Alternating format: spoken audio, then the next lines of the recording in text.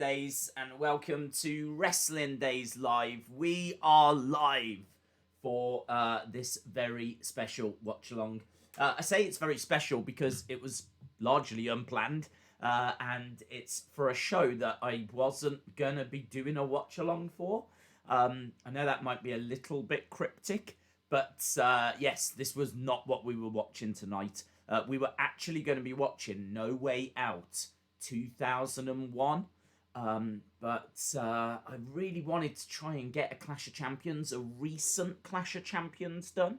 So I went back, I tried to find a really good one, and that's what we've got here. 7 matches, and I think these are 7 really good matches as well. Maybe not everyone delivers, but they're all pretty solid. And I looked at like Dave Meltzer's scores on some. I do like to use his scores as a bit of a guide for how the show goes, and because I can't remember it, but I definitely watched it. But he scored them quite high. There's a couple of 4-star matches on this out of the 7. Couple got 3.5. Another one got 3.25. So it's a pretty solid show. And there's some very entertaining matches that we've got coming up as well. So make sure that you're looking for it. Make sure that you are finding it, because of course we will start pretty soon. Clash of Champions 2016. We are going back quite a way. We are going back all the way to when the channel was very, very young. Obviously, we weren't live streaming around this time. So there is no 2016 Clash of Champions watch along. That's the only downside with people. I've got a lot of people saying, "Oh, can we do like 2019 Clash of Champions?" We've already done it. Like, it's already on the channel. We've already got a watch along for that on the channel. So like all the recent stuff in the past couple of years has already been done. So this is kind of as recent as we can get. We can go to like 2017, but we started doing our watch alongs in 2018. So I was having a look, and I think this is the strongest of the shows. So you'll have to forgive me if my voice is a little bit weak. Obviously, we're coming off the back of that pretty epic live stream last night where we did UFC Fight Night. Really a lot of fun. It was a great show. It was only the main event that was a bit dull, but the rest of it was absolutely awesome. So my voice is a little bit worse for wear, but I am looking forward to this. So plenty to talk about as well. We've got some good matches, as we said. That's why we're doing this. One of the matches is Charlotte versus Sasha versus Bayley. How about that for a match? Charlotte versus Sasha versus Bayley. Triple threat match. I can't remember this match. But a women's triple threat for the Raw Women's Championship. It's just a shame that Becky is not in there as well and have all 4 of the horsewomen. So Charlotte versus Sasha versus Bayley. Main event here is Kevin Owens versus Seth Rollins. And I can tell you around this time, so SummerSlam has happened. SummerSlam takes place in August of 2016. Finn Balor becomes the first ever Universal Champion. Next night on Raw, he has to vacate the title because obviously he gets injured during the match. They do a fatal 4-way, and Kevin Owens becomes the new champion. And this is the next event. So Kevin Owens is the champ here, and he is defending on pay-per-view for the first time the Universal Championship against Seth Rollins. So that's our main event of this. Just to kind of put it into context of where we are in the timeline, that's where we are. So shout out TJ Perkins tonight. Yes, the event that is just before this, because I like you to know where we are. So the event that is just before this is the Cruiserweight Classic final. So you might remember that the Cruiserweight Classic was a tournament, took place on the WWE Network, very similar to like the Mae Young Classic. Well, the Cruiserweight Classic was to try and crown the first Cruiserweight champion. Obviously, there was a Cruiserweight championship back in the day, but they kind of hit reset, brought in a load of new people like Cedric Alexander, Gran Metalik, Lince Dorado. They brought in all these new Cruiserweights, and they had this Cruiserweight Classic. So it was a tournament. Kota Ibushi was in it as well, and it was amazing. Zack Sabre Jr. was in it as well. I remember watching it every week and doing little reviews on the Wrestling Days channel. And yeah, I was really into it. It was really great. There's no watch-alongs for that, unfortunately. That is definitely something that we could go back and go into, because there's some incredible wrestling, incredible matches. That moment as well, I don't know. I'm getting distracted. Make sure you're finding it, right? Make sure you're finding it. Clash of Champions 2016. But yeah, that moment where Cedric is in the tournament and does really well, and everyone's chanting, "Sign him up, sign him up," and then Triple H comes out and grabs Cedric's arm, holds his arm up, and everyone cheers. It's amazing. If you've not seen that moment, it's an incredible. I think he's just had a match with Kota Ibushi. I'm sure it's Kota Ibushi versus Cedric Alexander, and it is so good that the crowd are chanting, "Sign him up," because the crowd, we didn't know that they, like, some had been signed already. Obviously Cedric, I believe, had been signed, but we didn't know.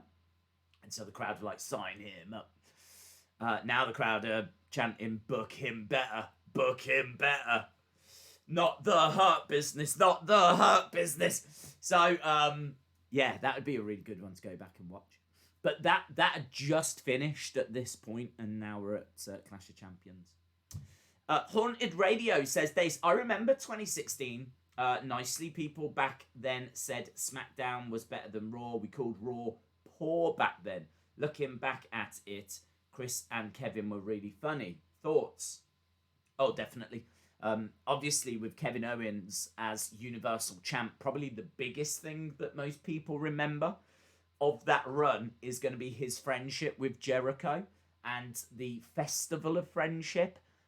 Ultimately, this would lead to Kevin losing the Universal title in 2017, and he would then go on to have a match at WrestleMania with Jericho. But I can't remember if it's at this point yet. I don't know if Jericho is helping Kevin at this point, or if they're just about to start helping each other out.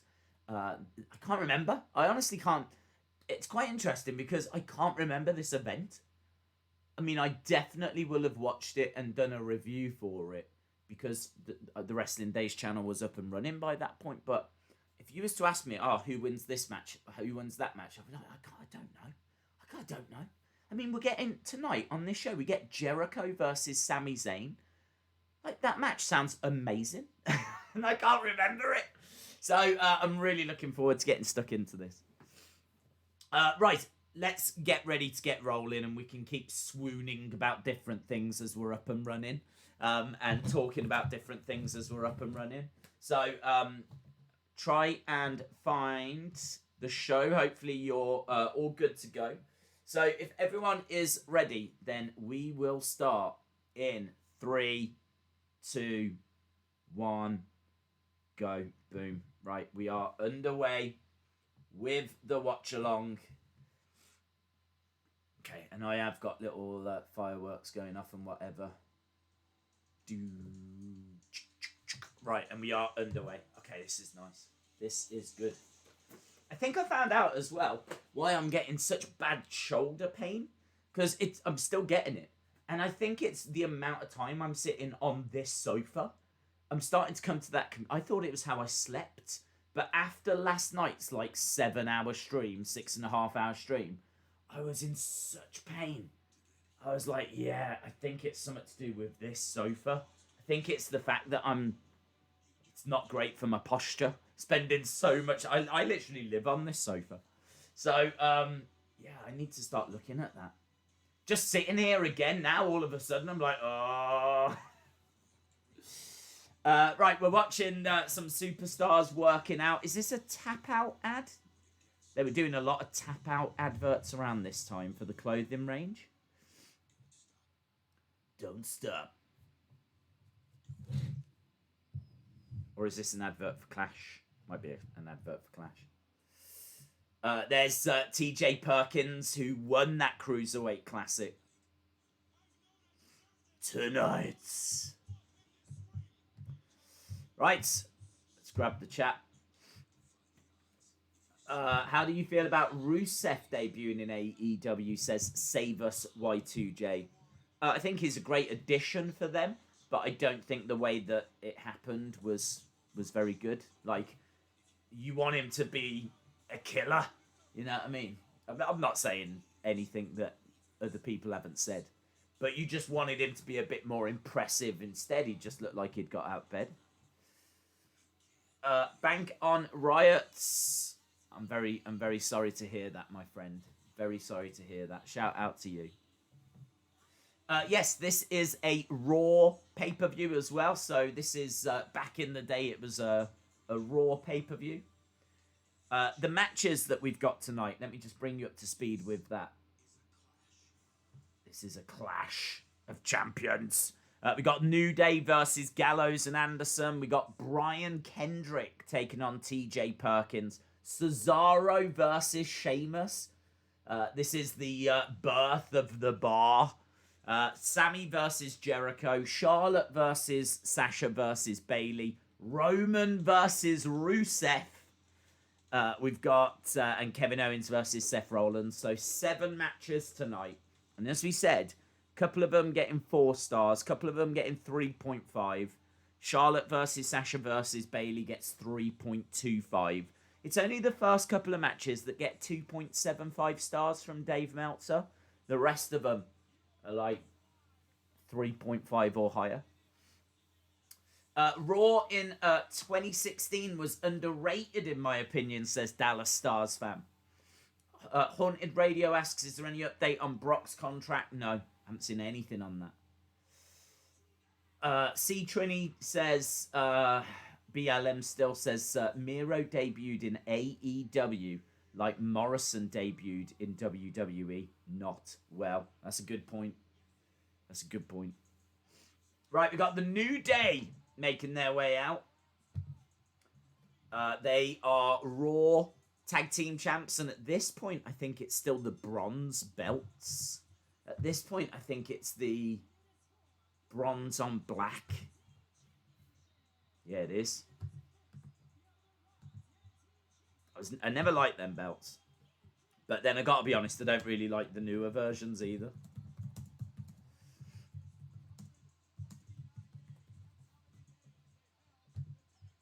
$399 days they've been tag champs for. There we go.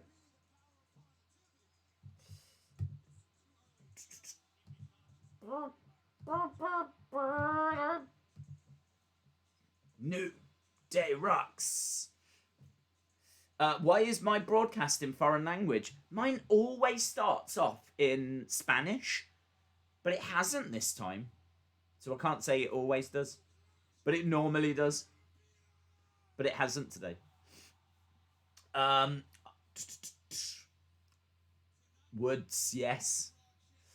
Nightmare's mom, shout out to you. Wrestling Days fan says Cesaro versus Sheamus was good.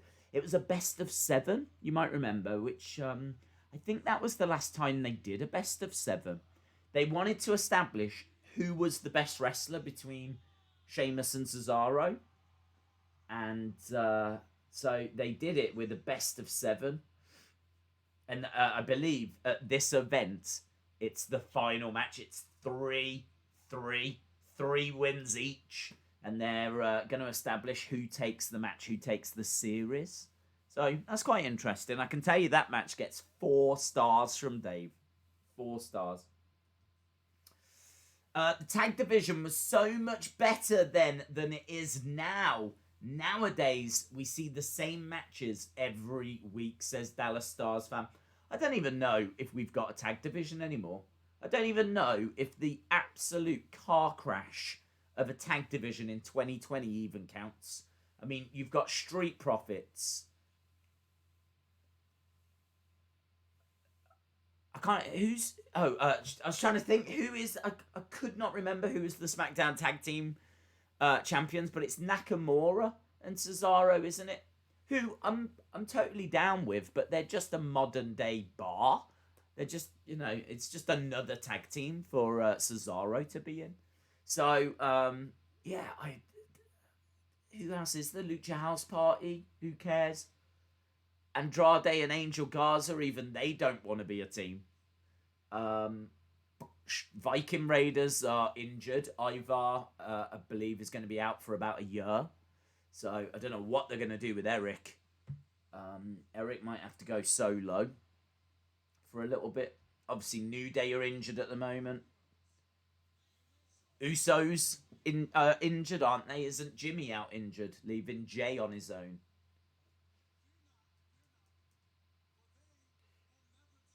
Right, we've got a New Day promo anyway at the moment. Days, have the WWE met your expectations on The Fiend since SummerSlam? No. No, I think they dropped the ball. I think there's been a few things about The Fiend that has not quite reached the heights that I was hoping for. I think The Fiend, I think the original Fun Houses were the best thing. I think it was very intriguing. You didn't know which way it was going to go. And then there's just been a few things since that you've just gone, what? Why have they done that? Most notably, having him lose to Goldberg, I think did a lot of damage, if I'm being honest. Because now The Fiend is beatable. And not only is The Fiend beatable, but seemingly easily beatable. And it kind of takes a bit of the mystique away, you know?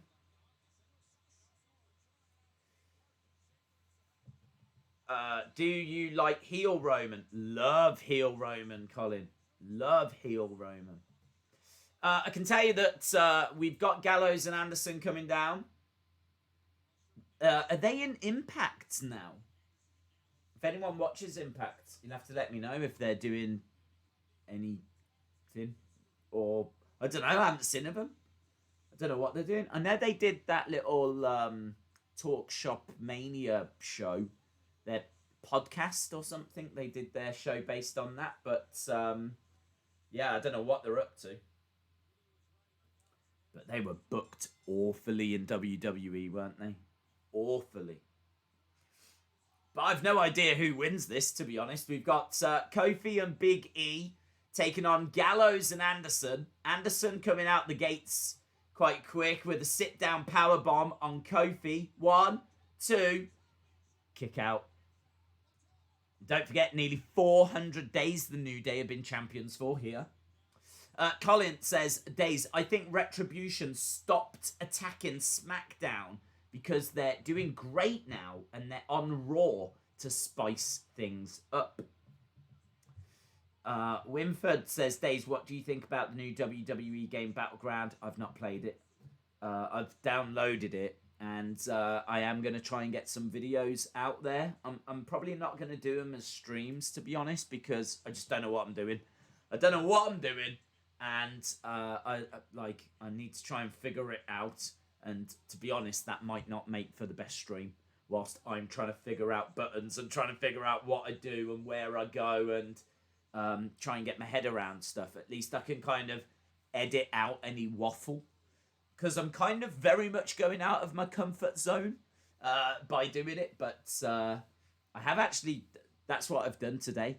Set up like the capture card. And try to figure out if it's possible and how you go about doing it, because I hadn't even done any of that.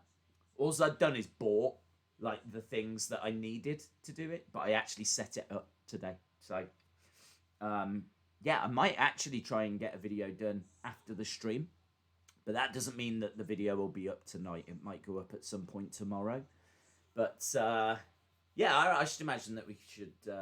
Have some fun with that. I'm looking forward to giving it a go, so I might have an answer for you tomorrow.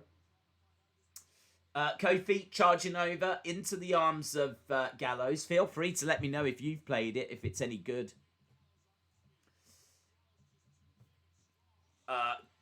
Colin, Josh, shout out to you. Thank you very much. Eric says Gamer Days. Those old titles look like a 1 penny coin, says Miss Clown One. Yeah. They were kind of unofficially known as the Penny Championships. A lot of people kind of feel in the same way. In comes Big E, belly to belly on Gallows, was it? No, Anderson. Boom! So good with those belly to bellies. Duck underneath. Nice. And again, plants him down. Against the ropes goes Big E. Looking for a big splash. Boom! Dave's Watch think was a better match. The AEW Street Fight or Cole versus Balor. Cole versus Balor by 1,000,000%. That AEW Street Fight, I can't get my head around it. I really can't. I cannot figure out what Dave Meltzer is drinking. I think for me, that Street Fight is about a 3.5 stars. Someone might be able to twist my arm to go 3.75, but it's not in the 4s. Not for me. And it's nowhere near a 5-star match for me. Cole versus Balor just destroys it. And the reason why I say that is because the Street Fight had really bad psychology in the sense of it didn't know what it was. Like, if it's meant to be a brutal street fight, which I think is what they were trying to do, I mean, they were smashing each other with anything and everything they could find. They were planting each other through windscreens and, you know, it's quite brutal at times. I remember watching it saying, at what point does this become, like, full-on assault where we need to start calling the police? Because they were really going at it. And it was reminding me a little bit of like some of those brutal cage matches from back in the day where, you know, there'd be like blood everywhere and there'd be like, you know, just brutal beatdowns. They'd have like chains wrapped around their hands and barbed wire bats and, you know, there was some brutal stuff that was going on. And I believe there was a bit of colour in that street fight as well. So all of that was pretty decent. Problem I've got is you can't have a serious street fight and then all of a sudden here's Orange Cassidy who just pops out of a boot. And what I didn't understand was that street fight, his team, Best Friends, had almost lost it a couple of times. So what was he doing in the boot? Just chilling? Or what? I don't understand. Was he ever going to come out of the boot? Why was he in the boot in the first place? Like, you can't have a serious street fight that you emotionally get involved in going, this is brutal, and then have the silliness of Orange Cassidy popping out of the boot, and also the silliness of the mom at the end, which I know a lot of people are going to say is a really good moment. Like, it's just a fun moment. Don't take it so serious. And that's fine. If you don't want me to take it serious, I won't take it serious. So then I won't take the street fight serious, and I won't take all of the weapons and all of that serious. It's not serious. It's a comedy match. What is it? It's so unfocused. It doesn't know if it's comedy or if it's serious or what it is. You can't have your cake and eat it. You've got to be one or the other, you know? I just think that they've got the psychology completely wrong on that match. They could have done something so good with that match. And according to Dave Meltzer, they did. But for me, what would have been better would have been, you could have still had Orange Cassidy, but brought him in a completely different way. Don't have him just popping out of the boot at a random moment. Like, have him breaking up a pinfall or something, you know? Have him, like, in the crowd and, you know, he emerges or whatever at a key point, but don't have him popping out of the boot. And I think the mom at the end should have shown some real concern. New Day have just won, by the way. But yeah, I think the mom should have shown some concern. I think that it was a brutal match that gets completely undone by the fact the mom doesn't care. Like the mum in the car, she's like, yeah, jump in, come on, let's go. And she doesn't seem that bothered, where her son has just been through this hellacious match. I mean, could you imagine, like, can you imagine, like, one of the mums of the wrestlers coming down after a brutal beatdown and just not caring? Like, it doesn't vibe. It doesn't work. She needed to get out of the car and just, like, look at her son and check over and all this. And, yeah, needed to, like, really show some concern. Instead, she was like, jump in. Just no-sold it. Just absolutely no-sold everything that had happened. So, yeah, man, I can quite happily rant on that match for a while. I think it was unfocused. I think it didn't know if it wanted to be serious or if it wanted to be comedy. And I think that it could have been done better than it was. So, how Dave Meltzer can look at it and go, that is perfect. That is 5 stars. That is 5 out of 5 right there. I think Jim Ross said it was the best street fight ever as well. It's like, dude, pretty sure you saw Royal Rumble 2000 the same as we did. But then, you know, Jim Ross is being paid to say that it's the best street fight ever. Maybe I'd say the same if AEW was giving me a nice big paycheck as well.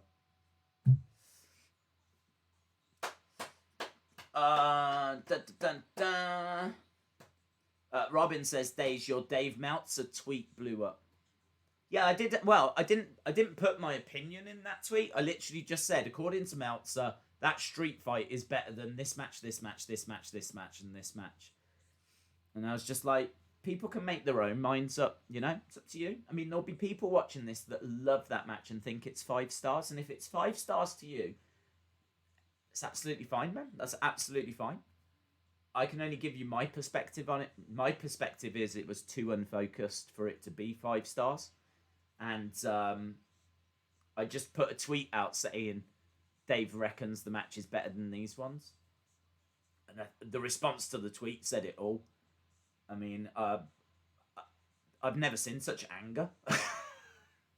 The wrestling community. I really saw the dark side of the wrestling community.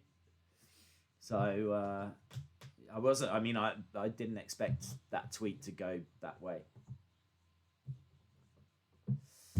So, yeah.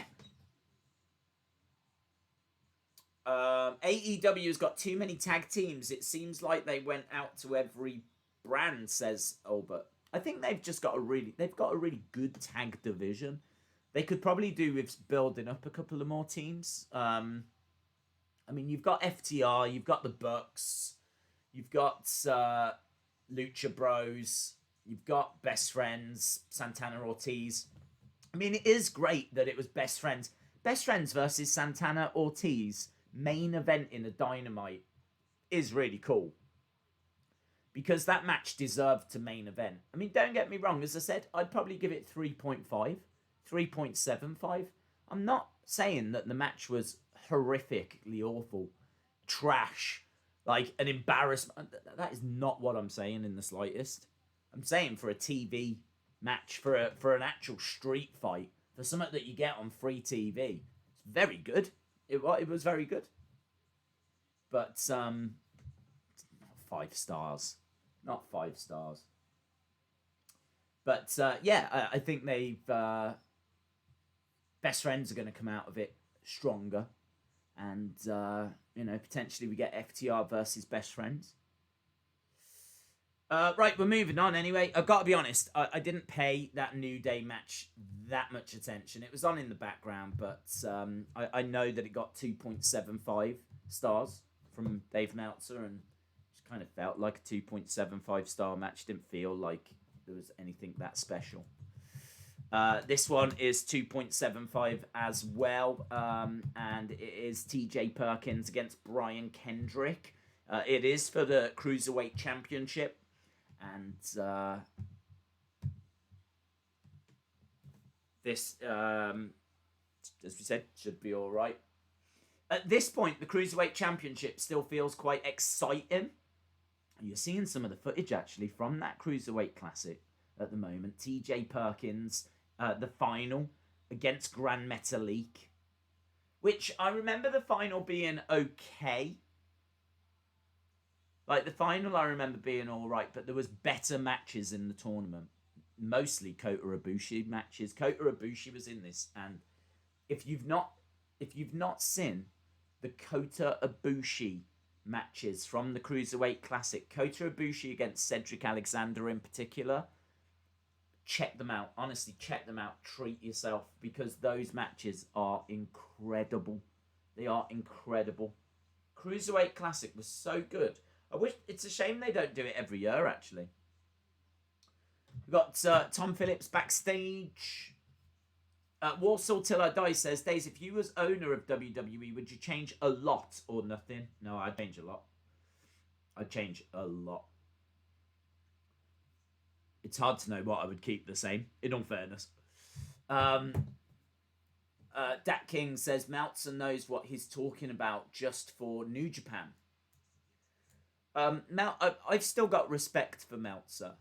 And we always refer to his star ratings because I think they're a decent guide. So, this isn't a let's all hate on Dave Meltzer. It's never been about that.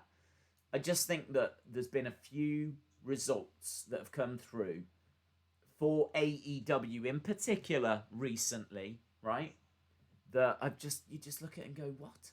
I mean, his rating for All Out, just crazy, just crazy. I don't know what he's seeing. And the street fight getting 5 stars. I think it's the only match that's been given 5 stars during the pandemic in North America. Like, do you remember that amazing AJ Styles Daniel Bryan match on SmackDown for the Intercontinental Championship? They gave it loads of time. It was back and forth, edge of the seat stuff. It's one of the best matches of the year. And in all fairness, I think even Dave gave it like 4.5 stars or something. But you can't tell me that match isn't as good as that street fight.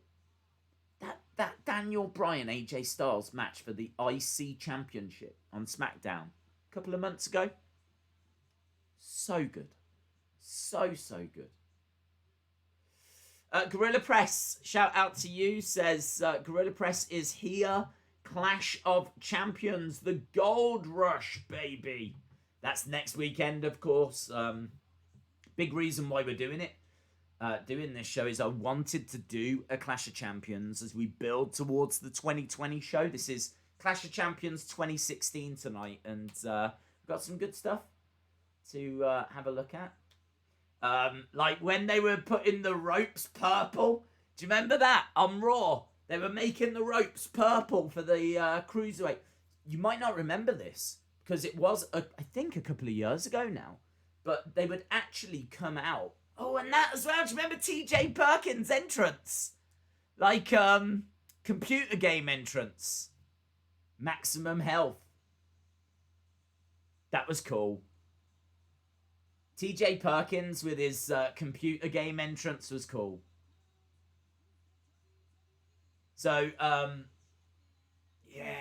when he used to do that as well, he used to bring his elbow in his knee, go into a dab. That is so 2016. Yeah! Are people still dabbing? TJ Perkins, that was cool, man. So, but yeah, they used to come out during Raw, right? And they used to get purple tape. And there was a video that was doing the rounds on social media where they would quickly, whilst the commercials were on, get the purple tape and wrap it around the ropes. There'd be like 20 people that would take a rope each and then take the tape and they'd be like, whilst the commercials were on, quickly wrap it around. So that when we came back, the ropes were purple. And that's what we've got here. And I never understood why they made the WWE logo purple, the turnbuckles. They changed the turnbuckles as well, but it looks awful. It looks awful. They should keep the turnbuckles the same. Well, in fact, they didn't need to change the colour of the ropes. That was weird. But it's bringing back some memories. Gorilla Press says, I know I'm starting the party today, baby. Super Perkins / Perkins the Hedgehog, says Keith. Perkins the Hedgehog. But Spark says, go Mega Man. Austin 316 says, I bet you Triple T still dabs. Oh, you'll have to ask him. He used to love a good dab. Nice takedown by Brian Kendrick. The Brian Kendrick. In his skin-tight gold attire. And you could get a really great Mattel figure of TJP, actually. I don't know if I've got it to hand. But, well, I don't think I do. But they did a TJ Perkins figure that came with the Cruiserweight Classic medal that he got. And I feel like it came with something else as well. Let's have a look. I'm going to have a look and see what it came with. This show is making me think about things that I just never thought about in a while. It was a Network Spotlight exclusive. I remember doing a toy hunt for it. Oh, and it came with the Cruiserweight Classic belt. It's cool, man. And it's in this attire, I believe. Yeah, it is. It's in this attire. TJP might have done something if he'd have been booked better. I really like his attire. His attire is bright and very different. He's got a little bit of old school wrestling fans all know what I mean. Aldo Montoya about him. Knee bar attempt there by TJP. Right, let's see if I can find this image. I just downloaded an image of the figure because there's no point talking about it if you guys can't see it. But you'll see what I mean. He's wearing this attire. Both guys are outside the ring. Brian Kendrick grabbing TJP, throwing him back into the ring. There it is. It's nice, man. I've got it as well. So I'm swooning over a figure I've got. But yeah, look, you get the Cruiserweight Championship. You get the medal that he won when he won the Cruiserweight Classic. And you get him in that attire that he's wearing here. So that was the Mattel figure they made of TJP. Which I think was a Toys R Us exclusive at the time. It's nice. Nice Boston Crab. Oh, lovely. It is a pendulum submission. Muta lock. You see a lot of holds that you don't normally see. So pendulum submission into a Muta lock. For some reason, and I don't know why, but I remember when they were doing the Cruiserweight Classic at Full Sail, it was so good. Like, the matches were incredible, so dramatic, and they were given a good amount of time to build and tell a story, and there was, high flying and different moves and whatever. For whatever reason, in the arenas, they still got given a bit of time, but the matches just never worked. Just could not replicate. I don't know why, I think it gets lost. I kind of feel like when it comes to like Cruiserweight matches, they work better in smaller arenas. I know that sounds absolutely crazy, but I think it's a little bit like acoustic music. I kind of feel like a good Cruiserweight match works really well, like a good acoustic gig works well in a more intimate setting. Once you start going to like bigger arenas, it doesn't quite translate. Like, if you go and see Ed Sheeran, I should imagine there's a lot of lights and a big show and a big production, and like, because otherwise it's just a guy and a guitar. And, you're going to need something to fill that space. Whereas, with this, it doesn't quite translate. And even this match, it's not quite translating. Keith says, my first WWF wrestling toy was a big boss man wrestling buddy. They were awesome. I had them as a kid. I had them. Eric says, watching this makes me really miss the crowd. Austin316 says, I'm the man with the plan. Yeah, that was in his theme. I'm the man with the plan. Never liked that. I wasn't a big fan of his entrance music. I'm the man with the plan.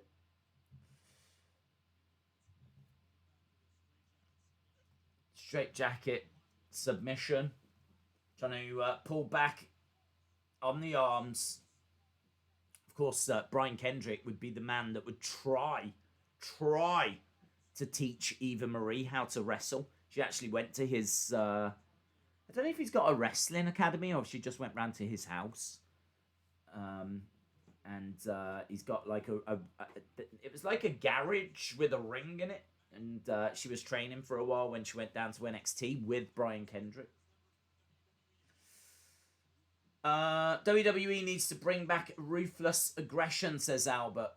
Robin says, Days, who is your favourite cruiserweight in wrestling right now? I really like Andrade if he counts as a cruiserweight. I'm not too sure. Ricochet, of course. I kind of feel like what they were trying to do with the cruiserweight division was good. Was definitely a step in the right direction. But they didn't have the big stars. They needed to throw in the likes of Finn Balor and people like that. They needed to make... The problem with the Cruiserweight division was that it was a load of unknown guys and there wasn't like loads of star power in there.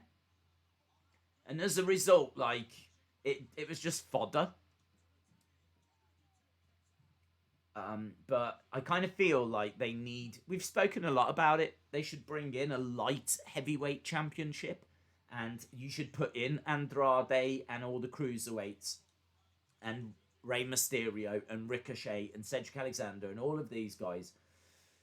Maybe even Seth Rollins. And put them in main event positions. Have them main event Raws and SmackDowns and pay-per-views, you know? Shouldn't just be the WWE title, Universal title that headlines pay-per-views. Should be the WWE Light Heavyweight Championship that does as well. Doesn't have to be TJP versus Brian Kendrick, you know. It could be Andrade versus Rey Mysterio.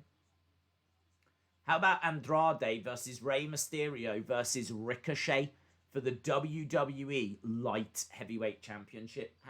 If that was main event at Clash of Champions, be awesome. Nice head scissors to the outside by TJP. It's a little bit clunky. Hamad says, what will happen for the future of WWE? They'll just continue doing what they've always done.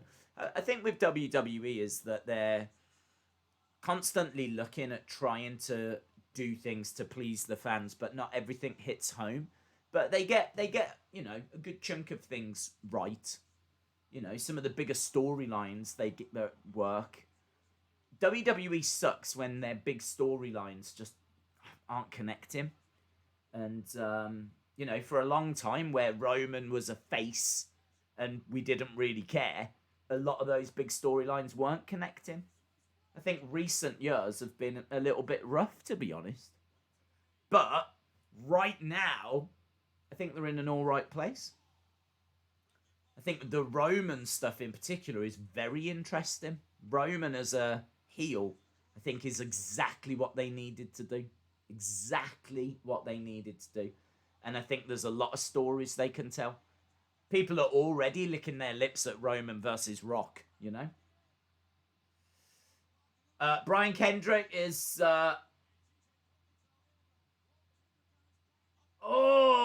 knee bar? Knee bar applied by TJP. Back elbows coming in by TJP. This is quite a long match, actually. I didn't realise it was going to go this long. Sliced bread. Gets it. 1, 2.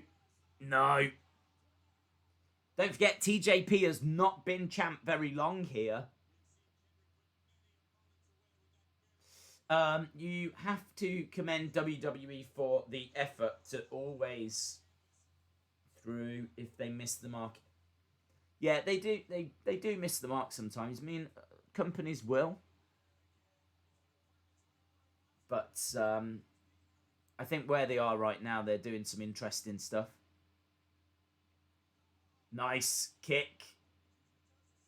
The only problem is we are now past SummerSlam, and traditionally the end of the year is a bit of a rough time. Like, traditionally the end of the year, they don't tend to do much. December is one of the worst months. Knee bar win for TJP.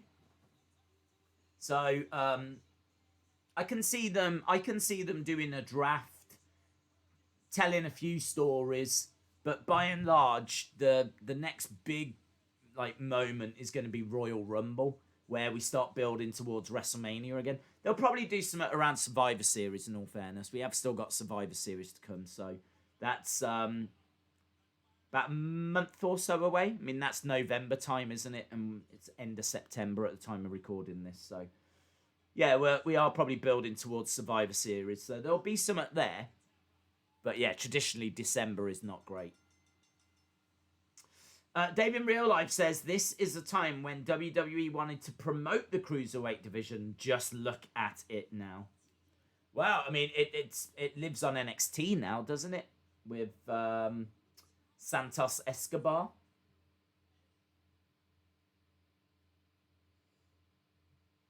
She was just interviewing TJP. Brian Kendrick's come over. TJP puts his hand out. The two shake.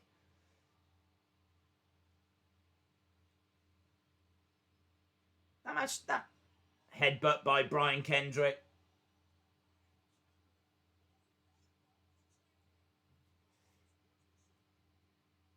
Obviously, we're building at this point as well towards the beginning of 205 Live. So they would get their own show. So if you think about it, they did do a lot to try and really put the Cruiserweights on the map.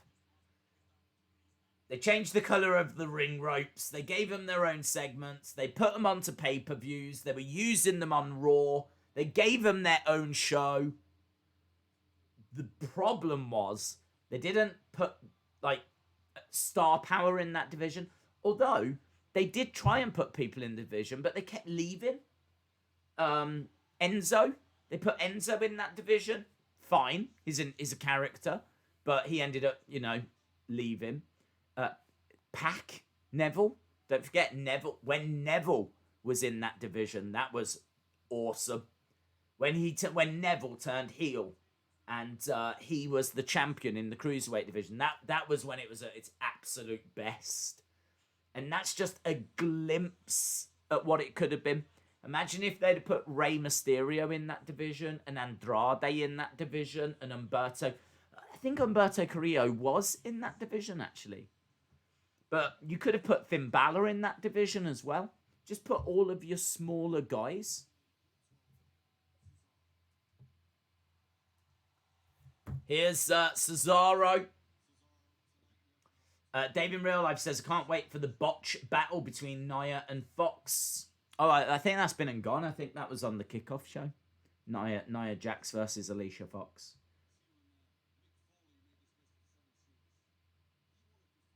Mick Foley was the commissioner at this point, so the GM, I believe. So he had made the match Cesaro, Sheamus, best of 7. And as we said, it would ultimately lead towards the creation of the bar.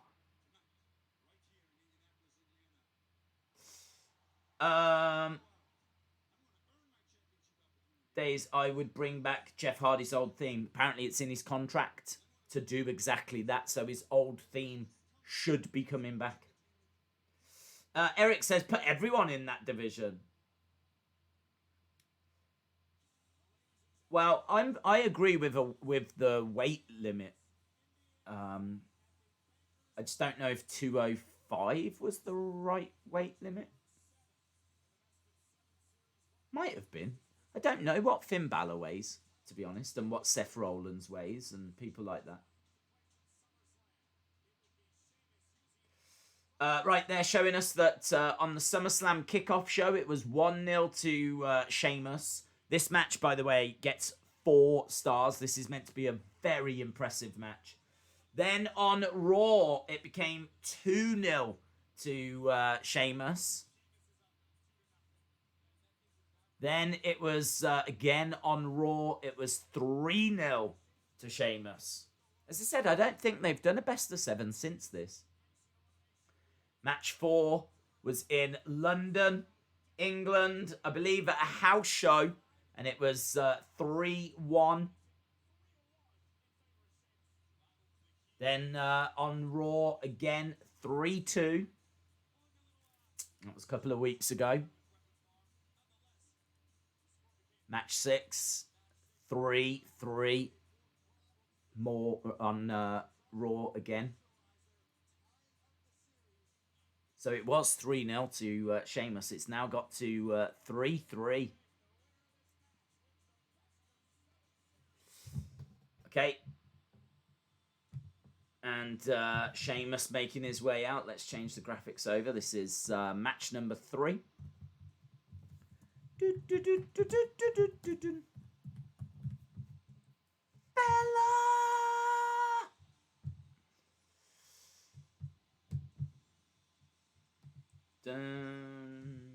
dun. Boom. Days out of the Evolve talent that signed, which one would you be most looking forward to in WWE NXT? I don't know a great deal about them, so I would struggle to answer that. I don't know much about the Evolve talent. I've only seen bits. I think Joe Gacy looks very interesting. Certainly if he's going to bring the chainsaw and his yellow mask with him. He's kind of someone that I know was used on Evolve quite a bit. Anthony Green as well. We were talking about him on the most recent Wrestling Escape pod. And I know that Tommy's very excited about Anthony Green. Anthony Green apparently from the Boston area. And someone that he's seen compete a few times. And yeah, he was kind of singing Anthony Green's praises. So yeah, there's a couple there. Avery Taylor as well, I think her name is. Seems like a decent female prospect. I think Avery Taylor was on that recent Thunder Rosa show. Thunder Rosa had her own women's only show. And I'm sure that Avery Taylor competed on that card. Here's Cesaro doing his James Bond impression. Coming out in his suit, ripping off the suit. Oh, do you remember when he used to do that as well? That was cool, wasn't it? Dun, dun, dun, yeah. Reminds me of a tank that does. It's cool.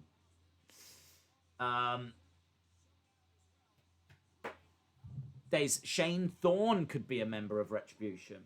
I think he is someone that is being used at the moment, along with Dio Madden and who else? Mercedes Martinez, Mia Yim, Dominic Dijakovic, Dio Madden, Shane Thorne are the names that are believed to be getting used. They seem to be using them every week now. So I don't know if it is now going to be them that gets revealed. But this goes back to, you know how I was ranting about the street fight earlier, and I was talking about the psychology, and I was talking about the fact that, you know, it was, at times it was comedy, and it doesn't really work. You can't have a serious match and then drop in, like, you know, here's Orange Cassidy coming out of the boot. That's my slight problem with Retribution, is the psychology side. Not that they're comedy, but we were saying on the Wrestling Escape pod, you can clearly see who these people are, right? Like, it's been worked out. You can just see who they are, and people have changed the voice, and you can work it out. So if the fans can work this out, then WWE can work this out. I mean, all WWE have got to do is just go on social. If they're that stupid that they can't even work it out themselves, who this talent is, then they can go on social media and the fans have done it for them. So in real life, Retribution, they'd be getting arrested. Like Mia Yim would be getting arrested. Dominik Dijakovic would be getting arrested. And that's part of the problem, is you have to just go with it and not question stuff. And that's hard to do. Do you know what I mean? That's hard to do. Because in the back of your head, you are like, this is a bit silly. They could do this better. Cesaro just running around on the outside. Nice seated senton by Cesaro. Down goes Sheamus. John Cena might be the leader, says Ahmad. Chalmers says, Days, do you think they should bring back the brand split pay-per-views like this one is only for Raw? That's a really good question, because I think it had pros and cons. Personally, I didn't mind having 2 pay-per-views a month. Wasn't a problem. And I think the thing was, though, that the pay-per-views weren't the highest of quality. This one's a little bit of an exception. A lot of the others, where you start digging into the rest of the card, it's hard to build everyone up, So it means you're having to rely on some of those names a little bit lower down that don't maybe aren't as great in the ring and don't have the star power. Your Dana Brooks, who's a perfectly nice woman.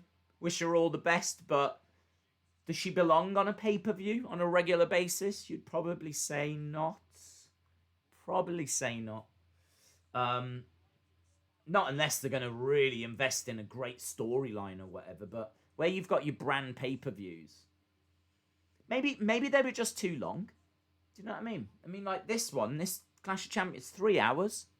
It doesn't have to be 3 hours. They could just do it 2 hours and just do 4 matches. Could you? I mean, that actually, thinking about it, would be a much better way forward.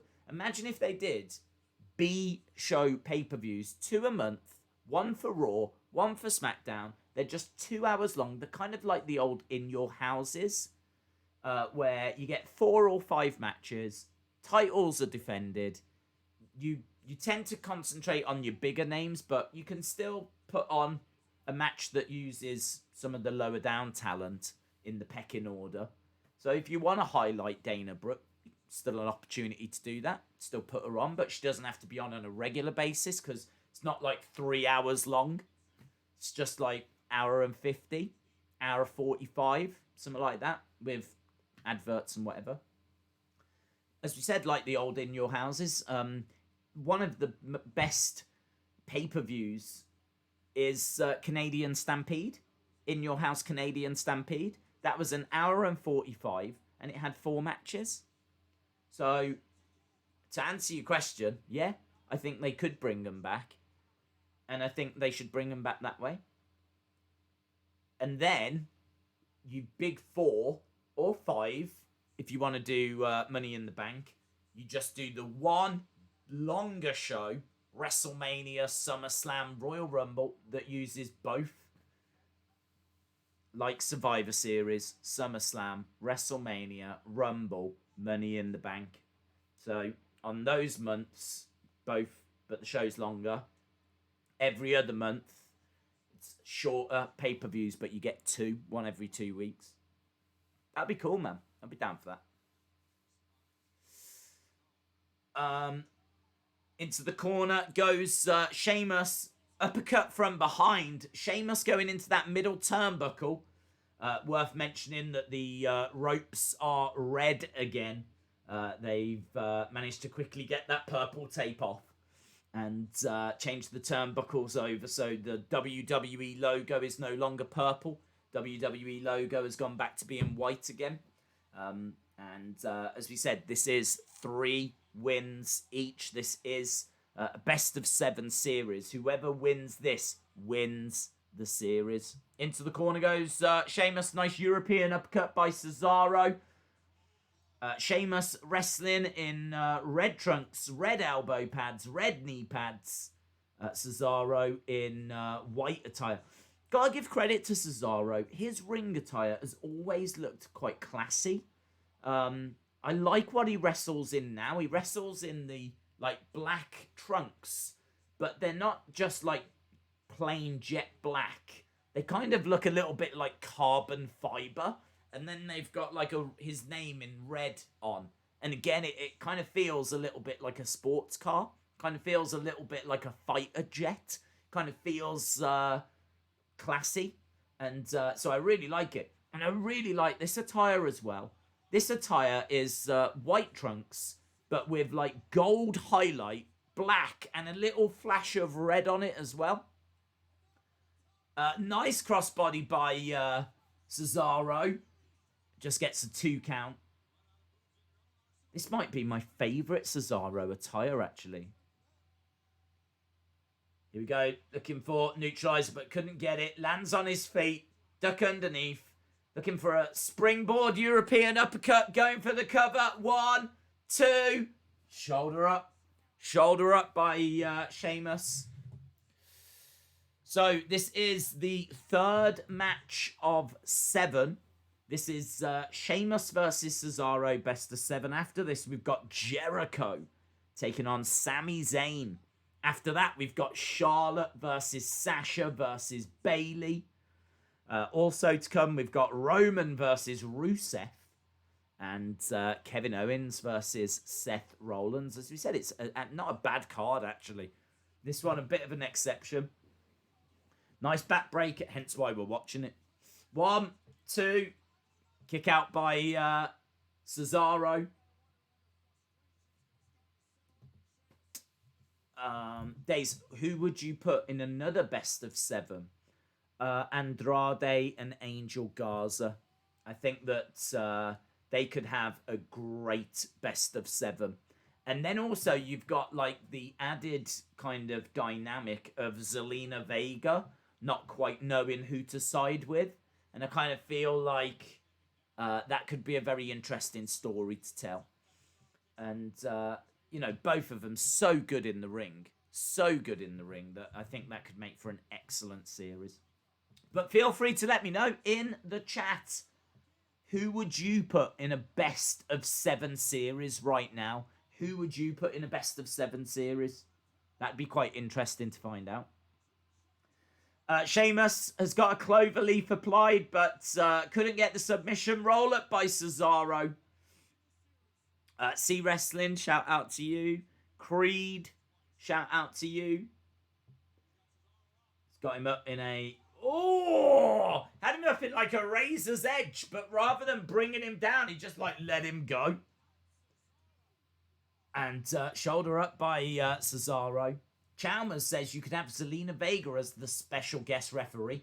You could do that for the final one. If it's 3-3 and you get to match number 7, make Zelina Vega special guest ref, and then it'd be like, which way is she going to go? Is she going to call it down the middle? Has she got a favourite? What's going to happen? That could be very, very interesting. Very interesting. Heather, right, shout out to you. James Chadwick says AJ Styles, Adam Cole. That would be awesome. Eric says Daniel versus Seth in a best of 7. Brony FN says I would do Sasha and Bayley. That would be very cool. Alistair Black and Andrade says Pro Gamer. Dallas Stars fan says Nia Jax and Alicia Fox. That is the best of 7 that we deserve.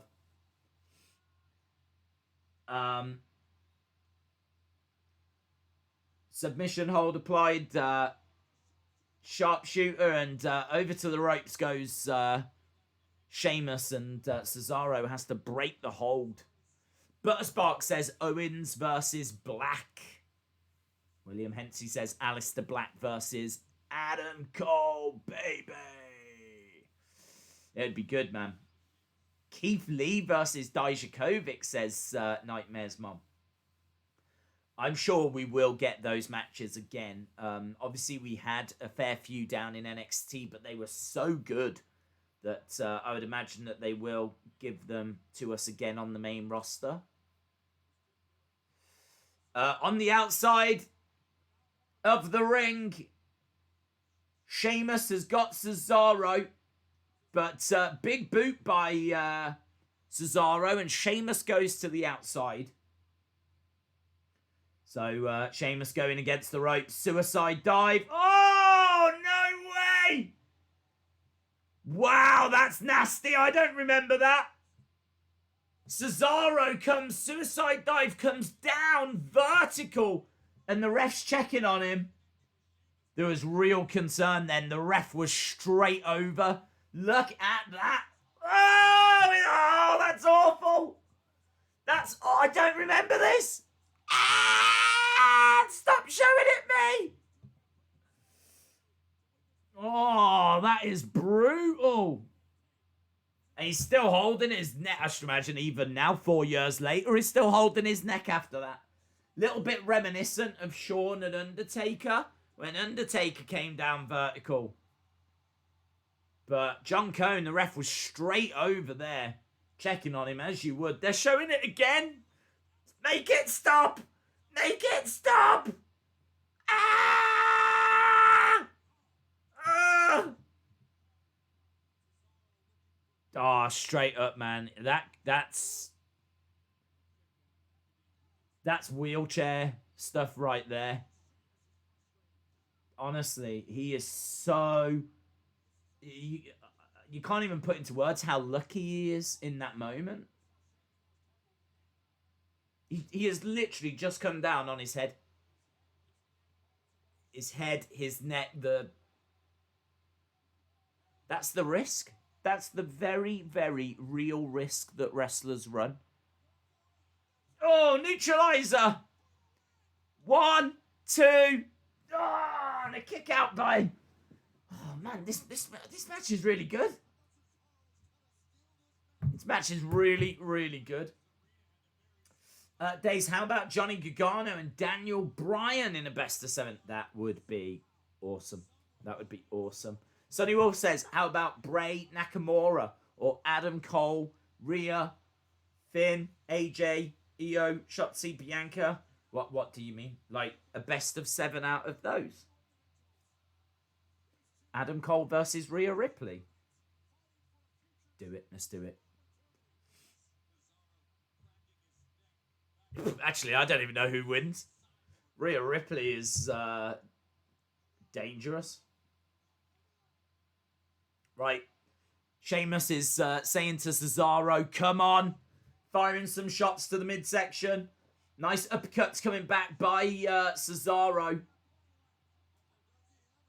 I remember this series being good, but it was like, oh, this again. That's the only problem with it. Because it went the full 7 matches, and a lot of them were on Raw, it was kind of like, oh, right, we've got this again. You kind of know that it's going to get to 3-3, and then they'll do a 7th. Maybe a best of 5 is better than a best of 7, you know? But even with that, you know it's going to get to 2-2. Asuka versus Charlotte or Asuka versus Io would be great for a best of 7, says Austin316. We got Cesaro up top. I don't know how much longer this match is going. Saying that, we're already an hour into this show. That's flown. That has really flown. I think it's because I've ranted about a few things. These streams are very therapeutic for me. Cesaro goes down. Sheamus up top. Cesaro on the outside. What is Sheamus going to do here? He's perched. He comes down, but he goes right into an uppercut. So Cesaro comes... Sheamus, comes down off the top, but straight into an uppercut. Sonny says, yes, any of those in a best of 7. Either of those guys would be good in 1. Shout out to you. I'm pretty sure WWE will do Dijakovic versus Lee on the main roster. Yeah, I think so as well. And why not? I'm not against it. Even though we have seen it quite a few times in NXT, it was always enjoyable. Always enjoyable.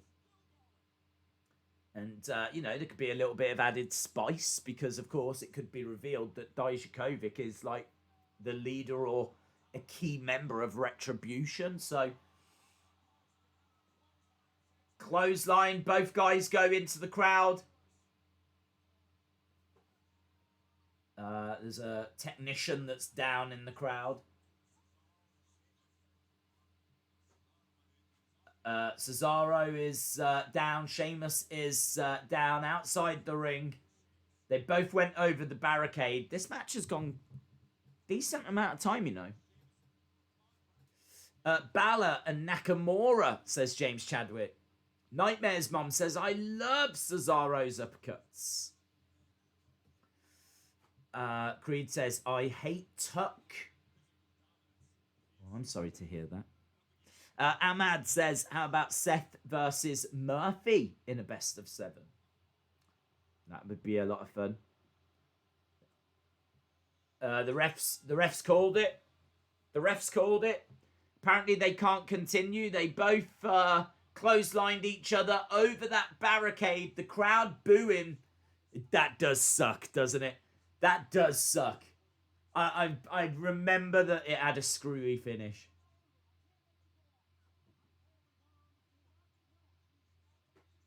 John Cone's like, I can't let you continue. These two had just fought 7 matches and it ends 3-3. 3 wins each and a draw.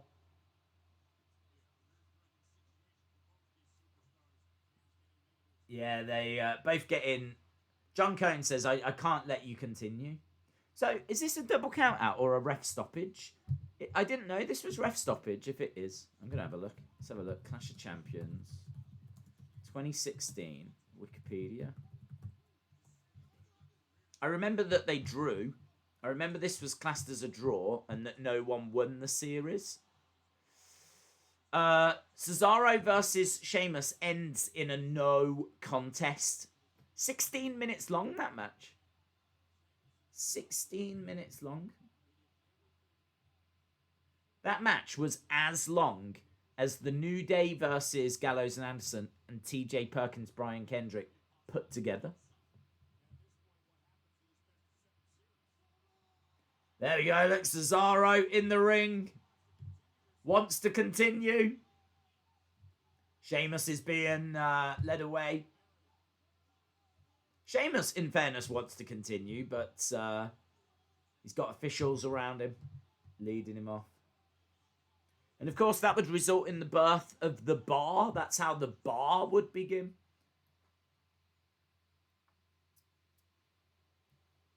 They were so good that they both end up like getting respect for each other. And they become a tag team. And then they would be the bar for a good few years. So that was quite an important feud. That's one of the cons of WWE. They'll always drag out a best of 5 and a best of 7. Dabakota versus Braun, Kalisto, Lince Dorado, and Metalik as a special guest referee, says Warsaw Till I Die. So you make it a best of 7 and it ends like this. Let Sheamus get his bearings and restart the match, says David Paul. Yeah, well, this was always a vehicle to get them as a tag team. And I suppose they didn't want one going over the other. They wanted to show that they were very even. We're backstage with Bayley. I don't think Bayley had been on the main roster very long at this point at all. Here's Charlotte. Is this the next one? No, not yet. Bayley, obviously,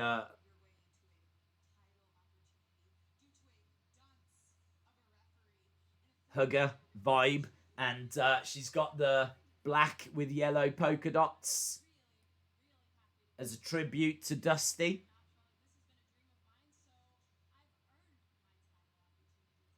Bayley says she's earned her title opportunity tonight. This is September of 2016. And Charlotte's still the women's champion, Raw women's champion. So it's Charlotte, Bayley, Sasha tonight on this show. I can't remember the match, so I'm really looking forward to it. But you might remember also in 2016 was WrestleMania 32, and that was Charlotte, Becky, Sasha. To my knowledge, and feel free to correct me if I'm wrong, because I could be wrong, but to my knowledge, we have still not had Charlotte versus Becky versus Sasha versus Bayley on the main roster. They did do the match in NXT at a takeover. So that match has happened. Charlotte versus Bayley versus Sasha versus Becky. It has happened. I remember it was one of the first matches I saw when I got the network. Because it was I think that might have been the first event I watched on the network when I got it.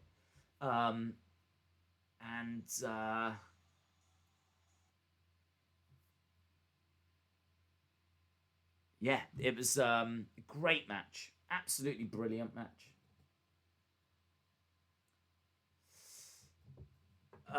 We haven't, says Danny.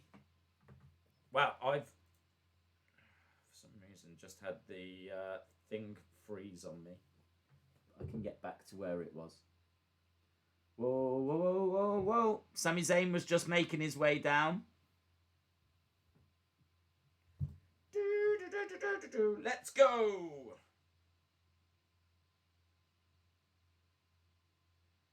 Why is it giving me drama?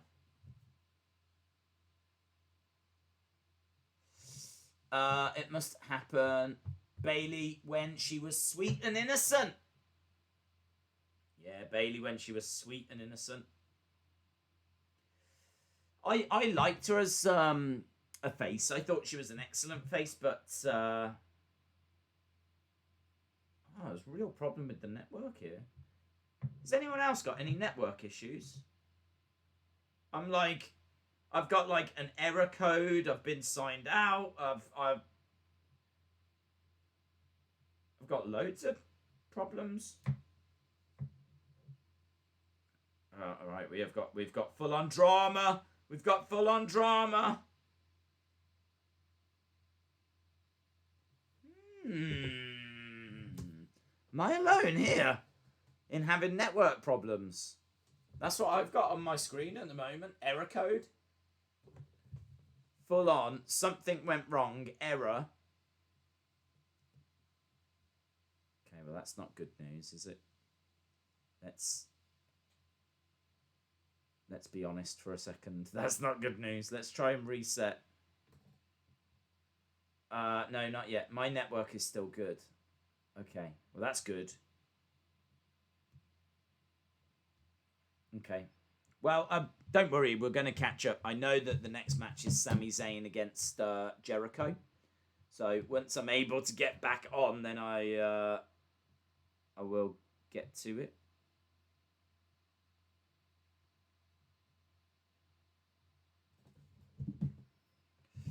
Right.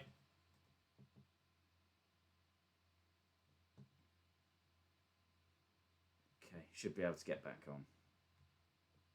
I just turned everything, took it all off, went back onto it, and it seems to be letting me in. I took a break from competition. Shout out to you, John. Ronda and Tessa would bring up ratings. Not sure Tessa would. And I'm not saying that as like shade. I'm just being honest. I don't think Impact is watched all that much. Not enough that it would like move the ratings. I'm watching on my PS4. Okay. Yeah, do you know what? It's funny actually because we was watching this show and I've thought to myself at times tonight, the network's being really good. Sometimes, like with the network, you can get a lot of buffering, and it's actually crossed my mind a few times. Been like, do you know what? This network's been really good. This has worked really well. Sometimes you get loads of buffering, and we haven't had any buffering tonight. So it's been awesome. It's been really good, easy to watch, And then it's just completely fallen apart. But not to worry. It is back up now. I hate this search, though. I can't begin to tell you how much I hate the network search. Trying to find an event, a specific event, is just such a chore. They can definitely make this so much better. So much better. I don't know why it's so rubbish. Trying to find a show in particular. Like, I want Clash of Champions 2016. Can I find it? No. Straight up, you should be able to just type in Clash of Champions 2016 and find it. Should be like the only result. If you type in Clash of Champions 2016, it should be the only result that comes back.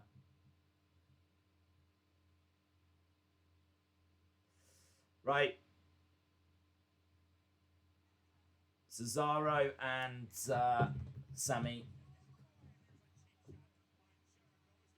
Cesaro and Sami. Jericho and Sami, sorry. 155. Okay. Got it. We're back underway. Love that from Sami. Springboarding off the middle rope. This match gets 4 stars as well. That last match got 4 stars. This match gets 4 stars also.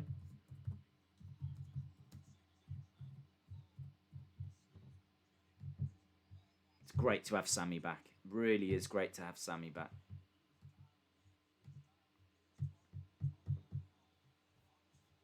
Right.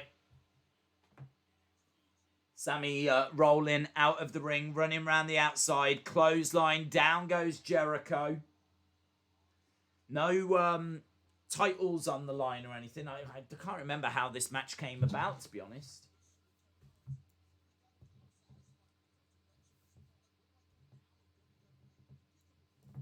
WWE should sign Al Generico, says Tony. Nice moonsault. Oh, he used to do that quite a bit. It's been a while since I've seen that. Sami doing a moonsault off the barricade. Lands onto Jericho. Jericho goes down. John says the ladder match next week is going to be good. Yeah, that will be good. The Intercontinental one. Sami versus AJ versus Jeff for the Intercontinental Championship. Clash of Champions 2020. Jericho against the ropes. Nice. Basement drop kick. Sami goes out the ring. Drink it in, man. Drink it in. Let's go, Sami, says Ahmad. To the outside goes Jericho. He's got GOAT written on his trunks. Jericho on the front. GOAT on the back. Sami needs to shave, says Wrestling Days fan. Days, where are you? What do you mean, buddy? I'm where I need to be in the show. Days, Retribution are going to unmask at Clash of Champions. Jericho going up top. He's telling Sami to get up. Back elbow. Nice. Sami goes down. Jericho with the pin.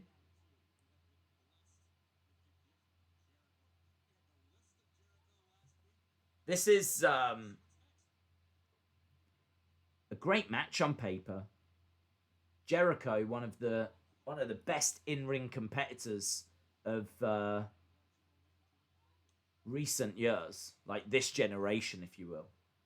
And Sami trying to prove himself here. Sami at this point hadn't been on the main roster all that long. Big chop coming in by Sami. Sami very much a babyface at this point. Gets thrown into the corner. Sami obviously wearing a very different attire as well. Now he's got that kind of Che Guevara vibe. Whereas here he's got his black tights with the White and black checks down the side.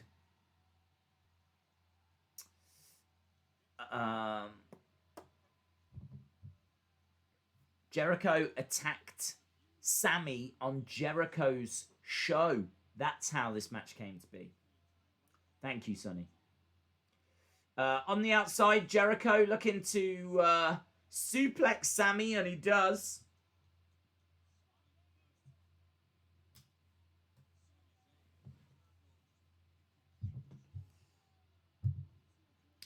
Dave's thoughts on the Forgotten Sons not being a stable anymore. Oh, I haven't seen that news. Is that news that's come out today?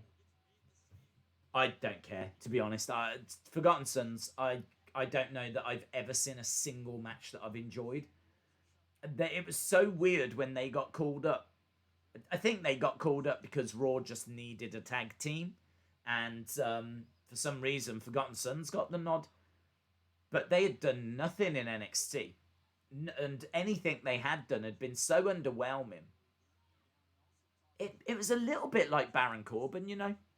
Baron Corbin down in NXT, I remember. Anything he had done had been very underwhelming.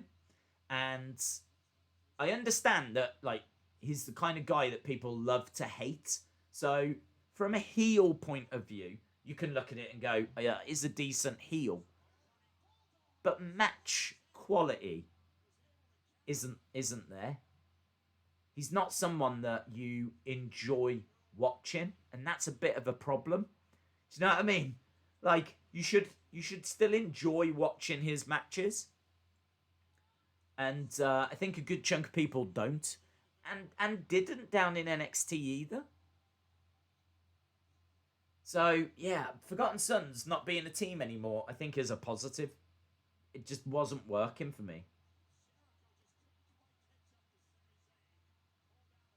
Sami Zayn pulling down that top rope. Sami looking to go against the ropes. Up over the top. Crashing down onto Jericho. Baron is a great heel. He is someone that people love to hate, but his match quality for me isn't there. I think you can still be a great heel and have great matches. For me, he's a bit of a boring heel. I think his promo and whatever promos are okay. But I find him a bit dull. When like you're watching Raw or SmackDown and Baron Corbin is next, it's a bit of a chore. Sami going for a pin on Jericho. Sami looks like a hobo now, says Dave in real life. Wrestling Days fan says this show is 3 hours long. It is long. It is long. That was kind of, I was a bit, I didn't know whether to go with it or not because of the length of time that it was on for, but I thought, pretty sure you guys would like to have, you know, a good chat. And I thought, yeah, I think most people will be all right with it being 3 hours. Ideally, it would have been nicer if it was just a couple of hours long. But actually, I mean, like, the show has got some interesting matches on. As we said, 2 4-star matches. We just seen one from Sheamus and Cesaro, and now we're watching one right here between Jericho and Sami. And after this, you've got Charlotte, Sasha, Bayley. And we've still got Roman and Rusev. And you've still got Kevin Owens versus Seth Rollins. So I kind of looked at the card and I was like, do you know what? Looks all right, man. Looks all right. I think the 3 hours will go quite quick. And in fairness, we're only 10 minutes away from the halfway point. So Sami up top. Jericho moves out the way, takes down Sami, trying to turn him over into the walls. Jericho gets flipped over into Guri.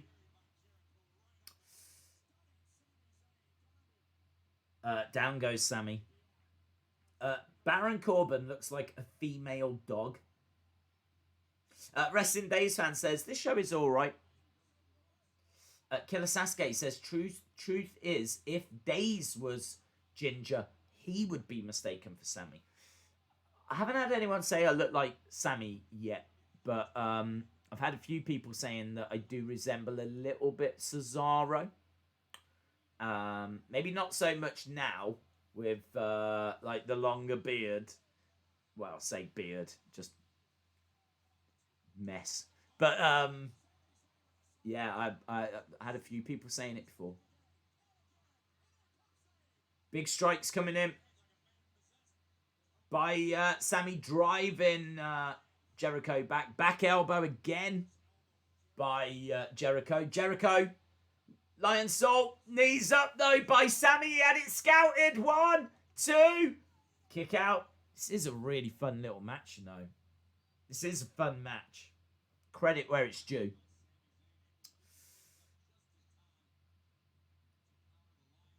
Sami getting up to his feet.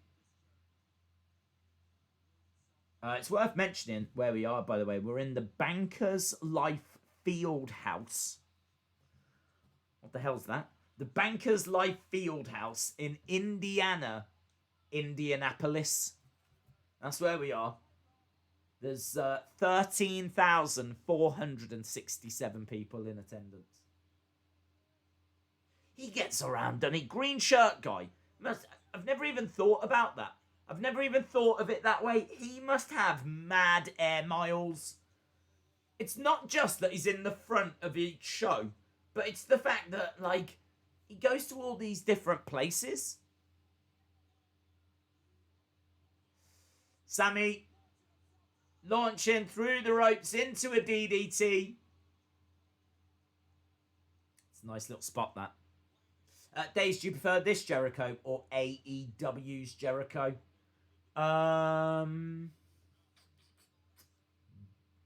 that it's hard to say, isn't it? Because I would say the AEW Jericho is, no offense, little bit out of shape. Yeah. I think that he looks a bit better here. His conditioning looks a little bit better. I think he's still capable of incredible matches, but yeah, I kind of feel like age is maybe catching him up a little bit. So I feel like he could probably do a bit more here. I think he's a bit more athletic here. Nice exploder suplex, Sami. He's waiting for Jericho to get up to his feet. Jericho is Sami looking for the haluva. Couldn't get it. Jericho looking for the walls. Can he turn him? And he does. There's the walls. AKA a Boston Crab. Should tap. Should tap. That should be it. He should tap. I'm a big believer that if you've had a match that's gone for a decent length of time like this one has, and it's been very brutal, hard hitting, good pace. It's not as if they've been just in rest holds or whatever. They've worked a good pace in this match. If you're going to put on your finishing move that's a submission hold, that should be it.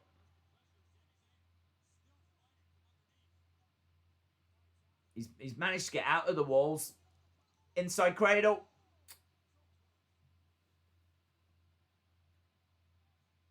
Gets the ropes. Over the top goes Jericho. Jericho going over to the corner. Missile drop kick. Clothesline. Double axe handle, but couldn't get it. Blue Thunder Bomb. Boom! Blue Thunder Bomb. 2. Kick out again.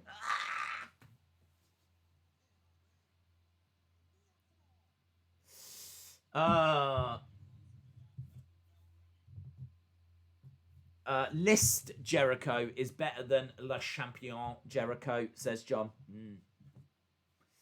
You say green shirt guy, but there's Jesus and his mom also in the front row. Indeed. Oh. Codebreaker. 1, 2. Gets him. I like that from Sami. That was good. I like the fact that Codebreaker put him away. It came out of nowhere. Jericho wins it.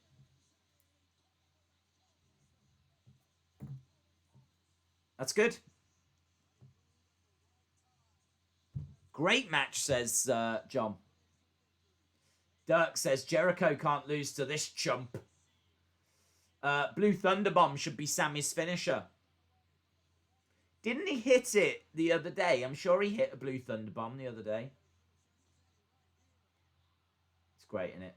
It is great. But it's not going to work if people are going to keep kicking out of it. Jericho wins, yep. Codebreaker. Not many complaints about that match. As we said, Meltzer gave it a 4. Thought it was very good. Le Champion Jericho is better than the list of Jericho, says Jay Lee. Dave's Raw Underground is keeping Raw ratings alive. Well, I don't know, dude. Raw ratings last week were 1.6 million. They've amongst the lowest they've ever been. We're backstage. Here's Steph and Mick Foley. Steph's the commissioner, Mick Foley the GM.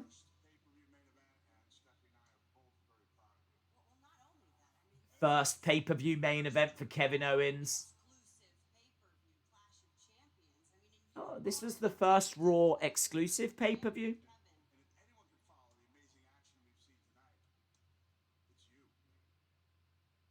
If anyone can follow the amazing action that we've seen, it's you.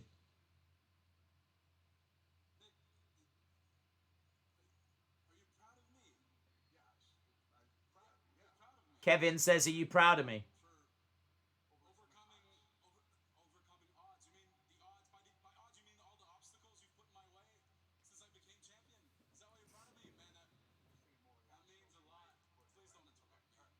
Kevin Owens says, please don't interrupt me.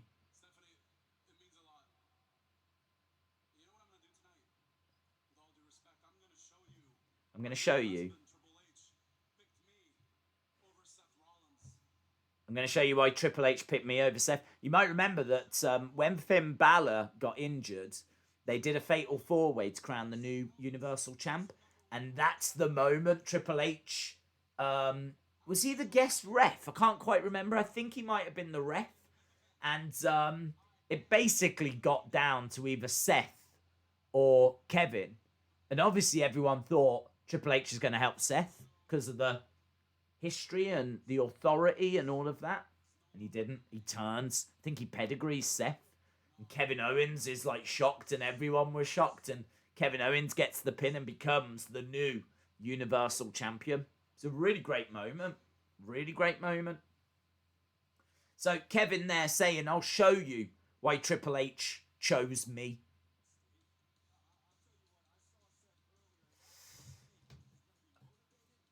Is Kevin Owens Seth main event? It is, yeah. Kevin Owens versus Seth main event tonight. We're up to match number 5. And it is Charlotte Flair versus Bayley versus Sasha Banks. I don't remember this match. Triple H wasn't the ref, he just interfered. Oh, okay. Thank you.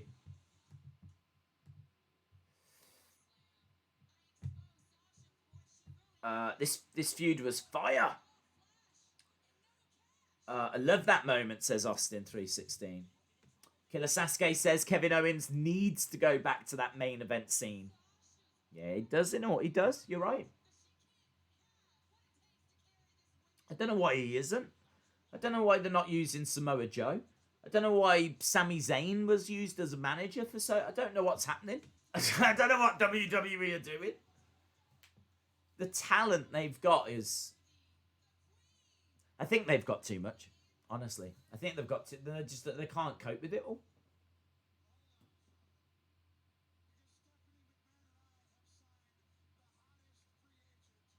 Oh, yes. This is Bayley. That was great, man. That was when Bayley came to the main roster. I love that moment. Mick Foley says, hang on, Charlotte. We have got a challenger. We've signed the hottest. He said free agent. She wasn't a free agent. She was down in NXT.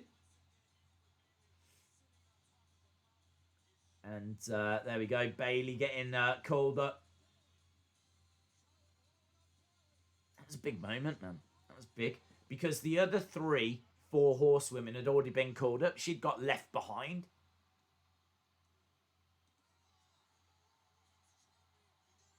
Bayley pins Charlotte.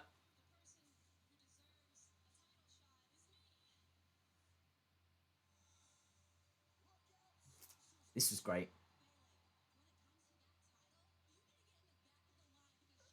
Sasha says, when it comes to that title, you need to get to the back of the line.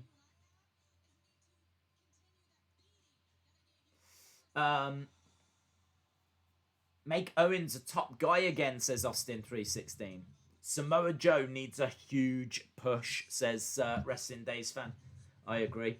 Goldberg squashing Kevin was the wrong thing. I also agree. I think anytime you put Goldberg in any situation, it's the wrong thing.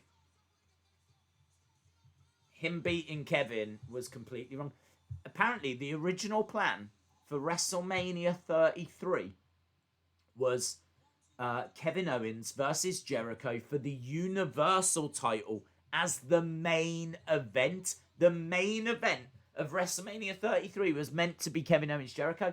And for some reason, Vince changed his mind and took the title off Kevin Owens, put it on Goldberg instead. And they started feuding over the United States title. And they got pushed right down the card. They went from main event to the second match on at WrestleMania 33. And the match was bad as well.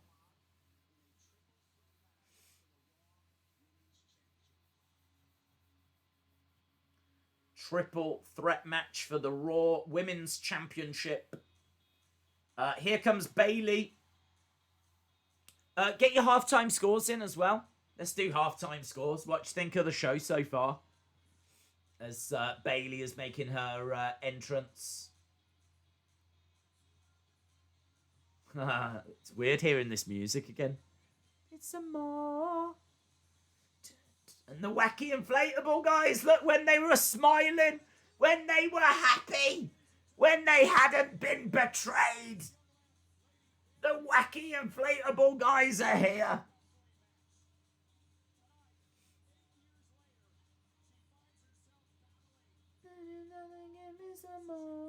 There's a lot of colours there. 725. 0 says Creed. 775 says Killer Sasuke. Danny Barnhouse 6.5. Eric gives it a 6. Sonny Wolf with a 7. Warsaw Till I Die with a 6. John with an 8. Dave in Real Life with a 7. James Chadwick with a 7. Austin 316 with a 6.5. Brony with a 725. James Knight with a 7. Kevin with an 8. Wrestling Days fan says this match should be great. Sonny says the inflatables before they were murdered. Kaylee 8.5. Jason with a 7. Brony with a 7.25. Wrestling Days fan with a 6.75. David Paul with a 5.5. Butterspark 7.85. Dallas Stars fan 7.1. We've got some pretty high scores here. I would agree around the 7s. I don't think this has been a disaster. Past 2 matches in particular have been good. Looking forward to this match. New Day, Gallows, Anderson. I wasn't really into. TJ Perkins, Brian Kendrick. I started getting into. But it was a little clunky. I'm probably around a 7. Maybe 6, 7, 5. But in all fairness, it's not been a chore to watch. And we've only got 3 matches left. So we've got Charlotte versus Sasha versus Bayley. After this, Roman Reigns takes on Miro. And main event, Kevin Owens versus Seth Rollins. Dana making her way out with Charlotte. Days, did you know that Meltzer didn't give Taker Shawn 5 stars? I did. Dallas Stars fan says WrestleMania 33 sucked. I can't remember it too much. I think I preferred it to WrestleMania 32. I think WrestleMania 32 really sucked. WrestleMania 33, I think, was saved by the Hardy Boys coming back. And the emotion of us potentially seeing the end of The Undertaker, which wasn't the end of The Undertaker, but was meant to be the end of The Undertaker, but wasn't the end of The Undertaker. Charlotte's here, so Sasha's in the ring. Sasha, she got her ribs bandaged. Yeah, Sasha's got her ribs bandaged. Bayley is in there. Charlotte's in there. Dana has come down with Charlotte. They were BFFs around this time.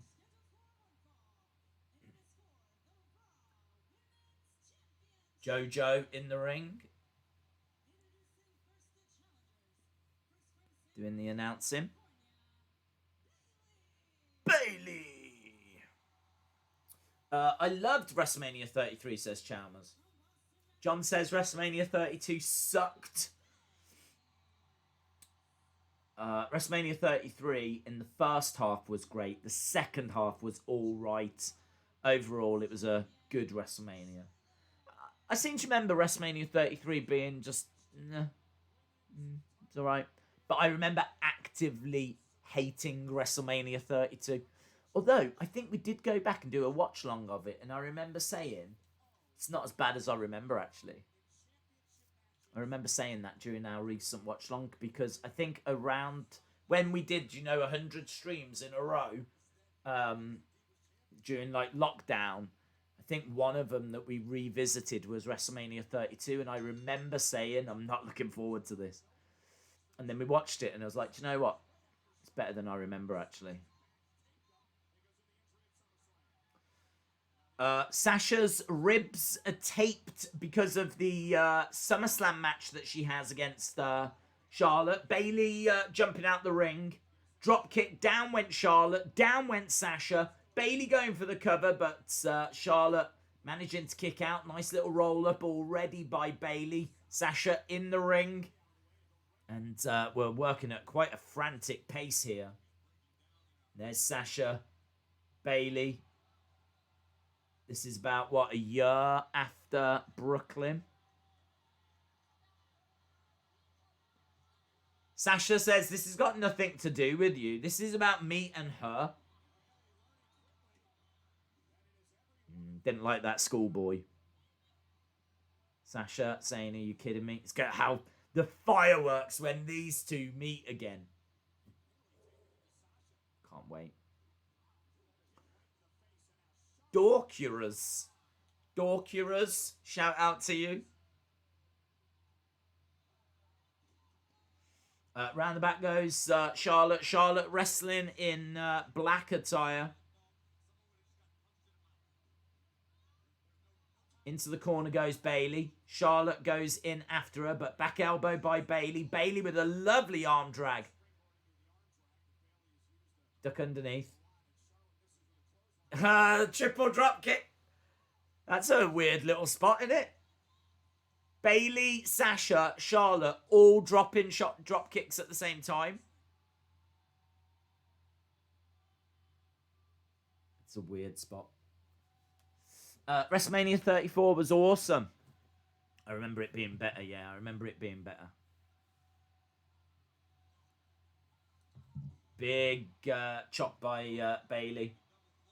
WrestleMania 31 was the best. Sting versus Triple H, Ronda, ladder match, cash in, the best RKO ever, Rusev in a tank.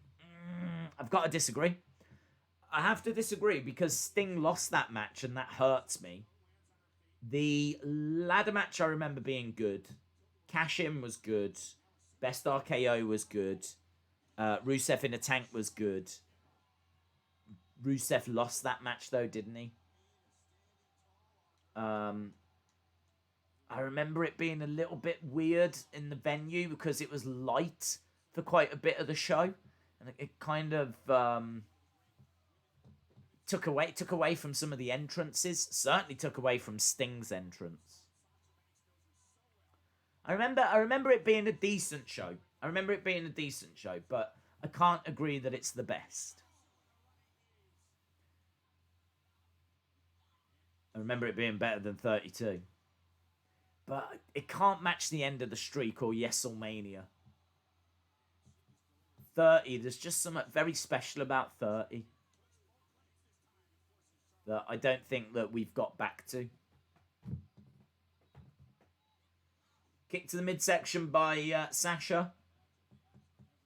WrestleMania 35 has got a special place in my heart because I was at that Mania. That's why it's one of my favourites, says John. Killer Sasuke says the 34 main event was kind of bad. What was the main event of 34? Probably Brock Roman. Rematch, was it? Brock Roman? Was that the one that was the shock because Brock won and people were booing it because they were sure that it was going to be Roman that was going to win? Bayley is outside the ring. Charlotte driving Sasha into the turnbuckle. Sasha down. Charlotte's got her knee in the back of Sasha, pulling back on the arms. Mal Cree, shout out to you. Dat King says 2017 was crazy, and that just boosted 33 because the Rumble for 2017 was amazing. New Japan blew up in America. Bullet Club took over that year, and it felt like the year that WWE got competition.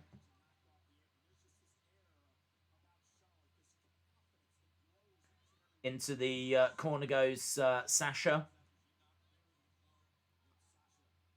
TTV King says, I was at that WrestleMania.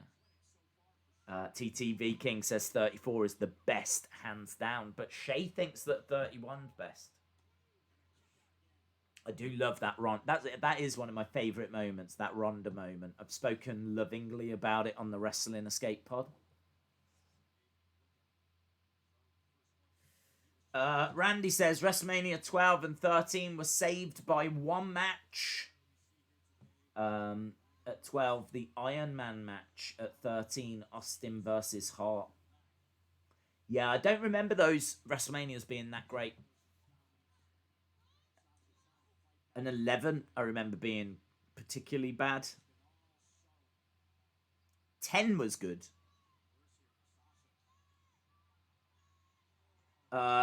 Sasha being wrapped around a ring post and being stretched at the moment.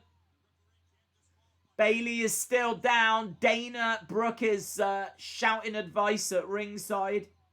Charlotte stomping on Bayley. Sasha back in the ring.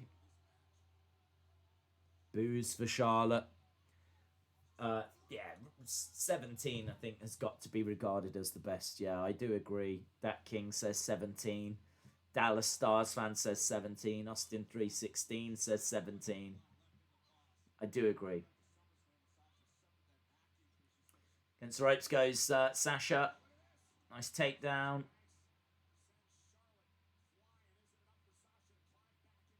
I was tempted, actually. There was a couple of shows we were going to watch tonight instead of this. First one I thought of was WrestleMania 4 because we was working our way through the WrestleManias. But I was just like, I don't know. I don't know if that's going to be right. It really felt like we needed to do a Clash of Champions, but I just couldn't find one that I wanted to watch. Luckily, I found this one. But we was going to do WrestleMania 4. And then the other show that we were going to do was No Way Out 2001, I think it was. And the reason why is because I did a quick Google search for the best WWE pay-per-views ever. And it listed WrestleMania 17, SummerSlam 2002, Money in the Bank 2011, is it? Where you got CM Punk, John Cena. And we've watched all of those shows. We've watched them. We've done watch-alongs for them. The best of the best we have done. But I think number 5 on the list, I can't remember if this was Forbes or Bleacher Report or whoever, but number 5 was No Way Out 2001. That's got Steph versus Trish, Stone Cold versus Triple H. I can't remember, Undertaker versus someone. No, Dudley Boys versus Brothers of Destruction. And you kind of look down the card and you go, wow, that's a really great card. So we almost watched that tonight. We will watch it. I got so far, I even did the thumbnail for it. But in the end, I was like, no, we've got to watch Clash of Champions. We've got to. And I've never seen like this one on the channel. I've watched it, but we've never done a watch-along for it. Double knees by Sasha. Forearm strike by Sasha. Big chop by Charlotte. Woo! Killer Sasuke, shout out to you. Wrestling Days fan says, how are you doing today? I'm alright. Actually, I'm feeling quite good considering we did such a long stream last night. Normally, after like a 6-7 hour UFC stream, I can really feel it. But I'm feeling okay right now. I'm feeling quite alert. Which is good for next weekend, because next weekend, guys, on Saturday, we've got UFC 253, Adesanya taking on Costa, one of the biggest UFC fights of the year. Both guys undefeated, middleweight title on the line. And then on the Sunday, we got Clash of Champions 2020. A couple of quick pin attempts there. Bayley trying to pin Charlotte. Sasha breaks it up. She tries to get the pin as well. Love Sasha's outfit tonight. I don't think Sasha's outfit's all that great. It's just purple. I suppose it is classy. She always has nice attire, but I couldn't say this was a classic one. Charlotte delivering some chops to Bayley and Sasha. Bayley and Sasha working together on Charlotte.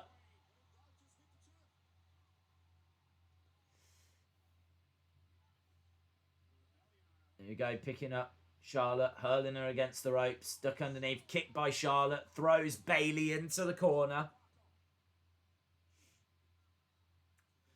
Dat King says, if we retain this week, do we have to defend 2 nights in a row next week? I haven't done the scores yet, so I will cross that bridge when we get to it. Big strikes coming in by Sasha.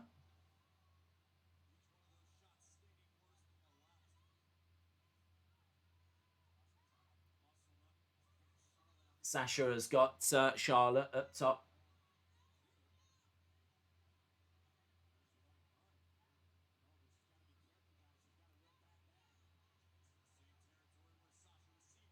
Looking for a big superplex. Slam down, Sasha.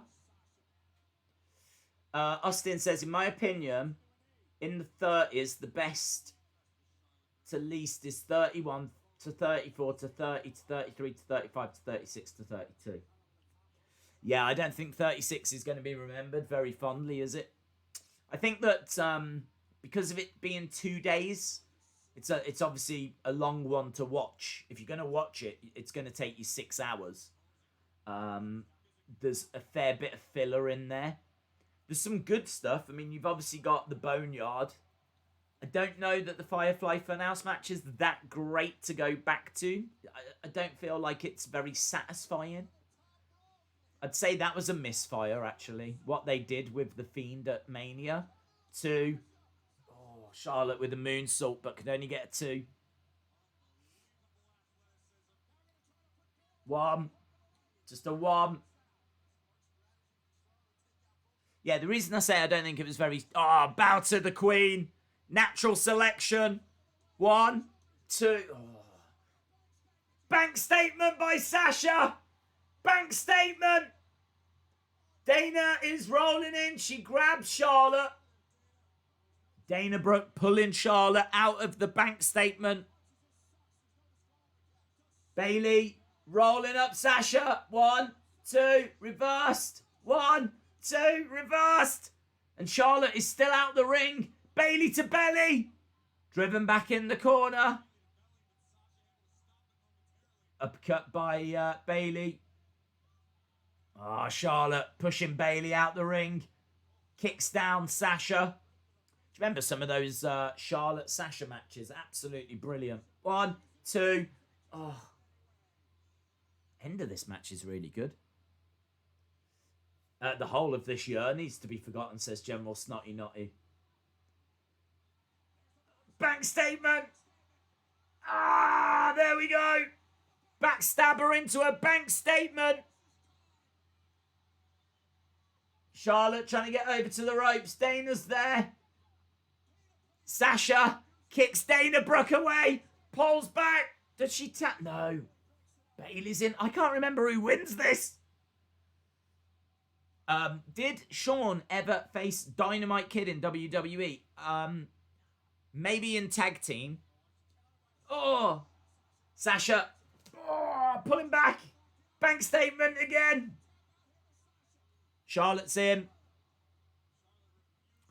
Maybe in tag team, but I don't think as singles. Because, drop kick out the ring. Unless they did it on house shows or something.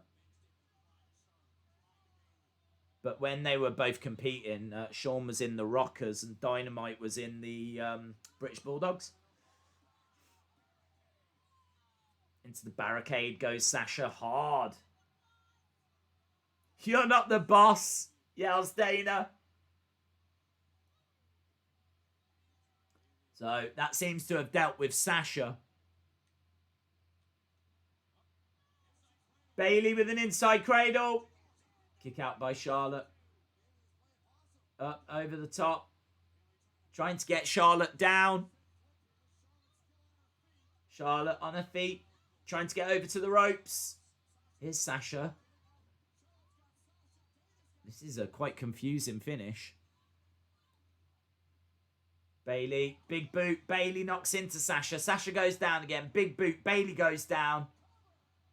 1, 2, 3. That finish felt very sloppy. So Charlotte retains. I can tell you that Dave Meltzer gave that match 3.25. Probably about that. Some nice moments, though. Some nice moments. Chalmers says, I fully believe 5 years from now, we'll look at what wrestling has done in the pandemic and say it was an underrated year.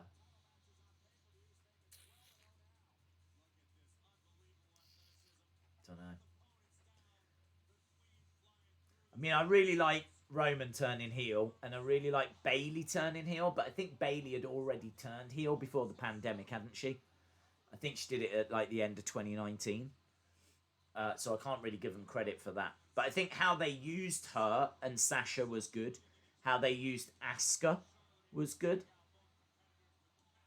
I'm struggling to think of any great shows that we saw from the Performance Center, though. I can't remember many great Raws and SmackDowns from the Performance Center. I feel like the quality improved when we went to the Amway. But a lot of that's probably got to do with the fact that we were building towards SummerSlam and we got Roman back.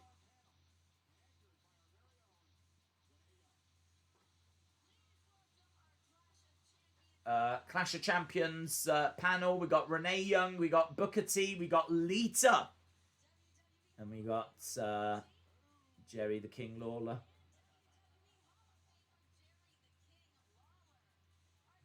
The Forgotten Sons will be making a return to SmackDown along with a storyline. Remember, this is just a rumour. What are your thoughts on WWE bringing back the Forgotten Sons? Someone said that they'd broken up earlier. Now they're coming back. I'll say what I said earlier. I'm not a fan of them. I don't think they did anything in NXT that caught my eye, and when they got called up, they didn't do anything that caught my eye. So I'm not a Forgotten Sons fan. Days, there is a best of WCW Clash of Champions on the network. How long is that?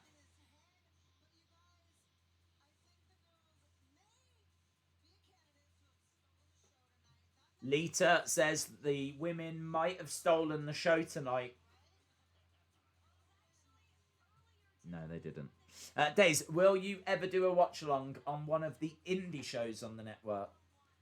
Yep, there's a chance of that, definitely. I'd be interested to watch that myself. I don't know that there's much of an appetite for the indie stuff, if I'm being honest, but yeah, I'd be open to it. We're just seeing the action from the kickoff show. So Nia taking on Alicia. Alicia was so good at selling. So good at selling. She was like a daddy long legs. She was like long and spindly. Her limbs just going everywhere. She was really good at bumping around. I think that's why they kept her around so long. Why was she... You never saw much of her on Total Divas, or certainly not in the first season. But she strikes me as someone being perfect for Total Divas. Did she become like a regular cast member? Because she should have been. Rusev, Roman, United States Championship match coming up now.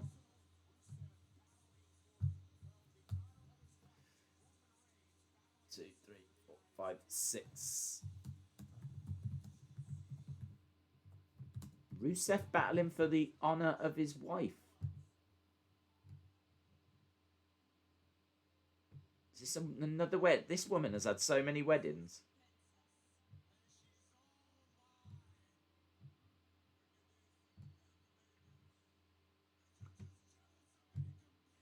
You're just jealous American pigs.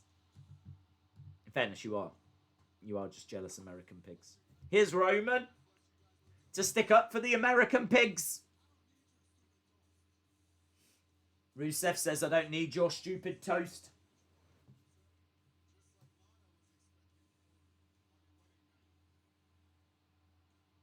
I remember this segment. This doesn't feel that long ago. When Lana get knocked... Yeah, she got knocked into the cake. This was 4 years ago now.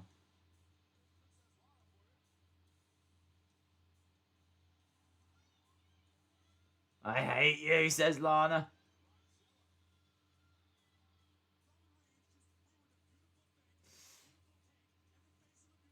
So Lana going face first into the cake. Roman ruining this wedding reception. Roman is so much cooler now. So much cooler. SummerSlam, Roman, Rusev.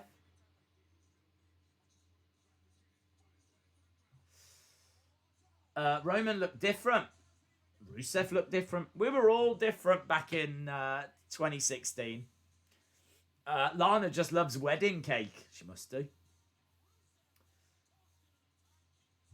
Boom, boom. Triple T has got great knowledge on indie wrestling, so him joining Days would be good.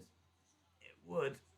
And he's always welcome, but the only problem is that he works a lot and he has like a proper full-on job.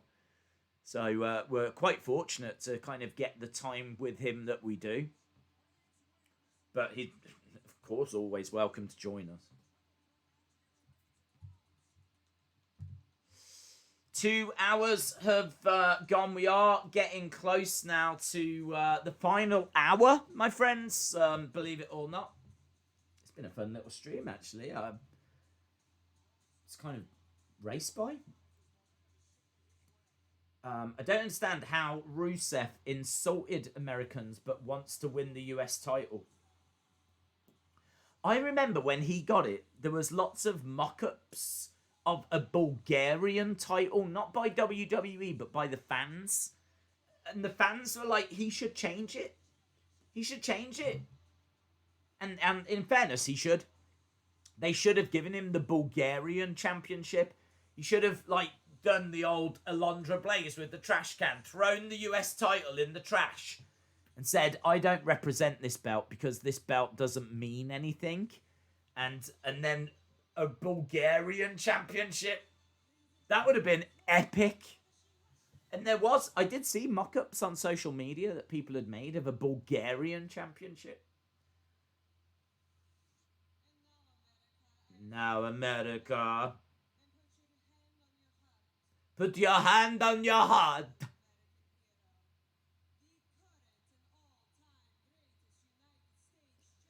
What is she doing? How did they never explain the Russian accent? She just dropped it.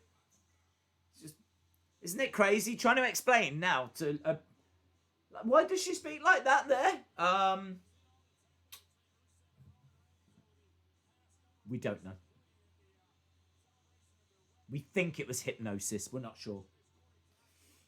Dun dun dun dun dun. Roman is so much cooler now. He is. Rusev.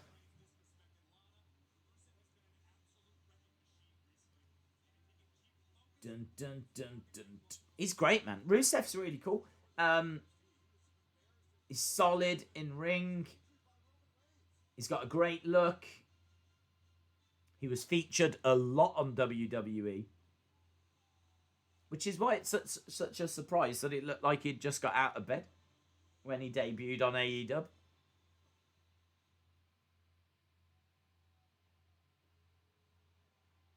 Okay, so Rusev in there.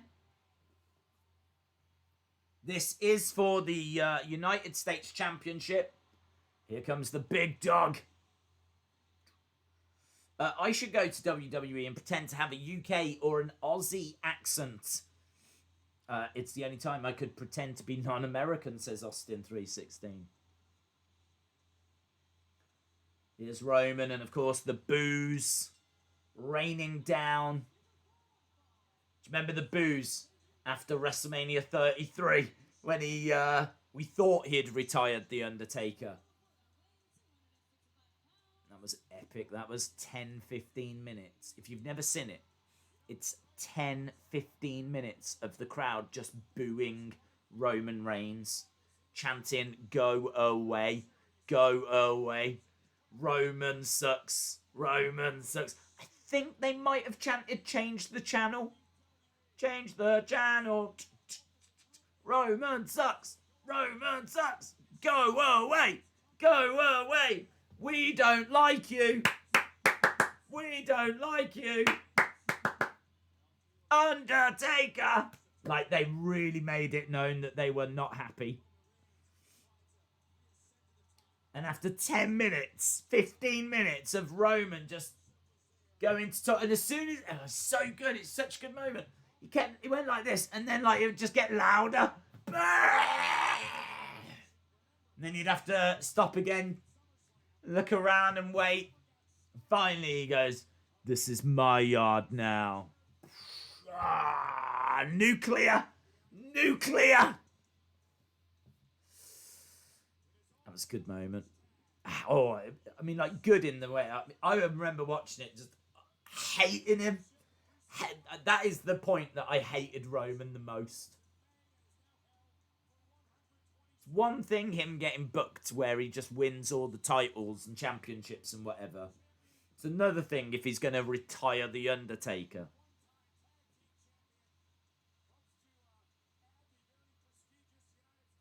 Heel Roman retiring The Undertaker. That would be cool. That would be cool. Butterspark says, "Roman, I still don't like you." Austin316 says, "The crowd reaction was crazy. I love that Roman just said, 'This is my yard now.'" Shay says, "I always loved Roman." 7-star says, "Roman is not cool." Oh, he is. He's cool now. I am so on board the Roman hype train. Let me tell you, I am. I'm driving the Roman bandwagon.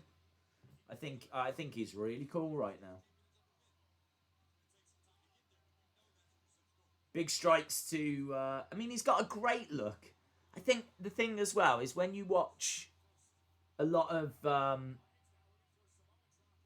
stars that they've got, to see Roman, who looks like $1 million.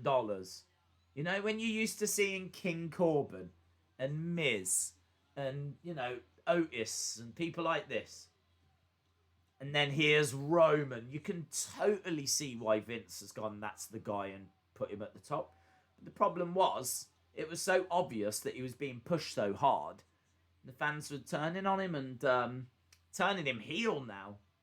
Now you can push him as much as you want.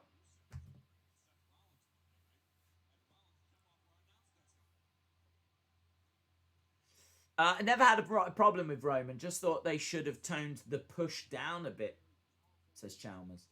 Yeah, and in fairness, that you're right, they did tone the push down a little bit. They toned it down with the whole leukemia thing. When he came back from leukemia, or when he announced the leukemia and went away, when he came back, they did tone it down, and that was better. I think him coming out and saying that he'd been battling with leukemia in the past and whatever, because we didn't know about that, it won him a lot of respect. So if there was anything positive that came out of that, I think it did make people look at him a bit different. And then he had to go away again because of the pandemic, and then he's come back now as a heel. I think it was the missing piece of the puzzle. I have never been more on board with him. Maybe when he was in the Shield, but for me, honestly, I'm right back at Shield levels of appreciating Roman. Big strikes, big right hands by Rusev. Killer Sasuke says, I don't know about Vince, but he does the opposite of what we want. Shay says, Days, what should main event Clash of Champions next week? Universal or WWE? I'm trying to think what the matches are. Universal is Jay Roman. WWE is Randy Drew in the ambulance match. It's got to be the ambulance match, hasn't it? It's got to be the ambulance match. Rusev screaming as Roman went down into the corner. I can tell you this match gets 3.5 stars, so Dave's not too down on this. Roman sucks. Let's go, Roman. Roman sucks. Roman gets thrown into the corner. The Shield is my favourite faction of all time. Their initial run was awesome. Their initial run was short. Their initial run, they made their debut at Survivor Series 2012, and they were split up by the middle of 2014. It is crazy to think that the Shield were around for about 1.5 years for that original run. It's about 1.5 years. I mean, in fairness, they were used in main events and a lot of big angles throughout that time, which I think is why it maybe feels like it was longer. But it's crazy to think it was 1.5 years.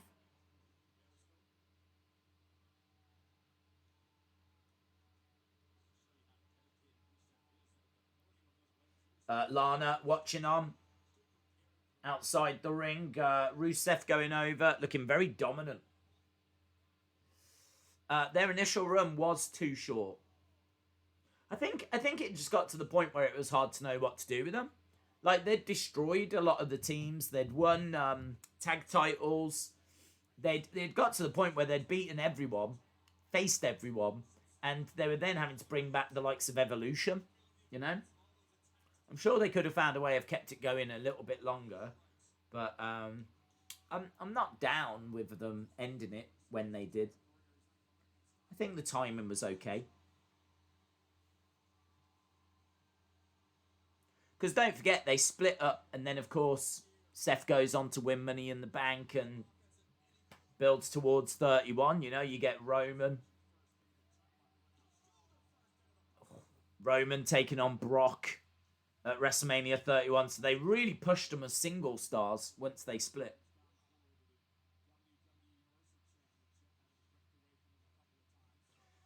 Nice clothesline by Roman. Hard hitting stuff.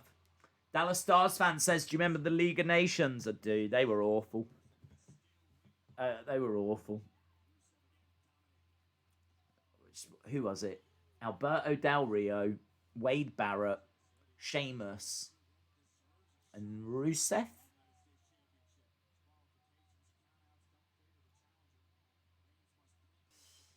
Who is better, Damian Priest or Brody Lee? I would say Damian Priest. I think I was always a fan of Luke Harper, and I always wanted him to get more opportunity. And there was a few times that he had some matches in WWE, and you were like, "Yeah, this is awesome." But he hasn't really impressed me in AEW. I like the fact he's TNT champ, and I'm looking forward to seeing what he can do. I mean, they are giving him the ball now. You know, he's the leader of the Dark Order, and he is TNT champion. So, what can he do with that? But I got to admit, at the moment, not blowing me away. I feel like Damian Priest is having better matches.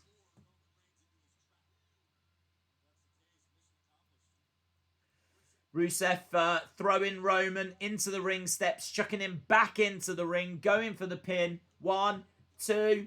Shoulder up. Shoulder up by Roman. Austin says Brody Lee's run has been underwhelming. Wrestling Days fan says League of Nations was so bad. Shout out to the Happy Pug Queen. Hope you are well. Why can't they book factions like the Shield and give them wins, says Killer Sasuke. Yeah, it's true. I mean, look at the OC. I thought the OC were booked terribly. Gallows and Anderson, for whatever reason, booked awful. I think the whole Monday Night Messiah thing has been booked wrong as well. When you had Austin Theory and Buddy and Seth as a team, as a faction, you just couldn't buy a win. You just couldn't get wins. Austin Theory and Buddy were made to look like idiots, just constantly losing matches. And I said this on watch-alongs as well. Seth wasn't bringing Buddy and Austin up to his level. They were bringing Seth down to theirs. Like, Seth has had a really bad 2020. He's had a really bad 2020. Just the whole Monday Night Messiah thing, I think, has been a big misstep. If you think about how great he was when he was the Monday Night Rollins, and we were getting just great match after great match. He was on such a roll. Do you remember? It was like him against Cesaro, and it was incredible. And it was him against Kevin Owens, and him against Sami Zayn, and just him taking on all these different people. And the matches were great, week after week after week. And now, like, he's just doing this crazy pulling people's eye out malarkey. Well, that match against Ray was actually all right. And the way they did the eye thing was all right.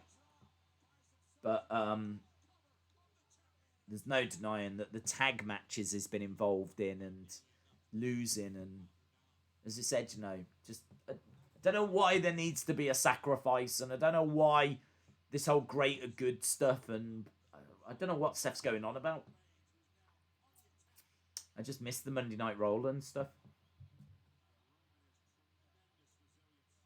So, yeah, I agree. I think the OC hasn't been booked very well. I think the Monday Night Messiah faction wasn't booked very well.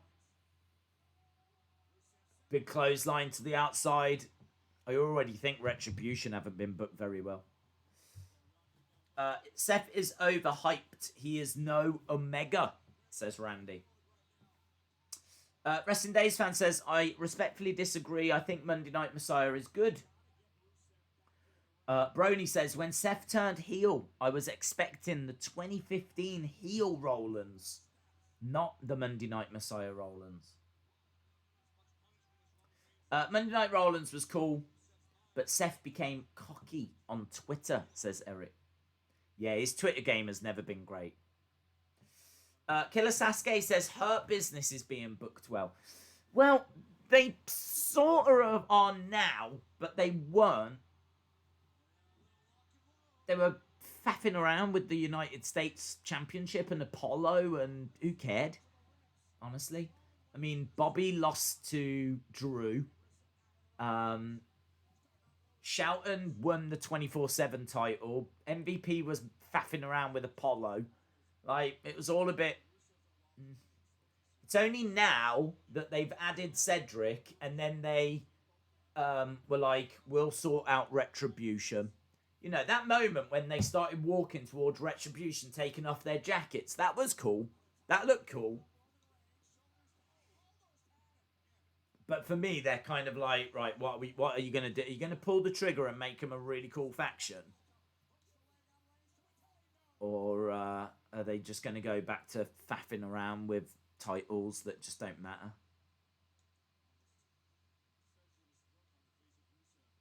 Rusev trying to get the pin, but not able to. David Paul says Bullet Club is good in New Japan.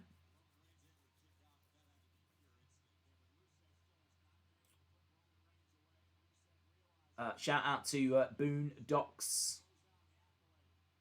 Austin says, I remember when Seth peed off Sasha stands. That was funny. But Sasha stands are awful. They even made Seth leave Twitter for a bit. Yes. 1, 2.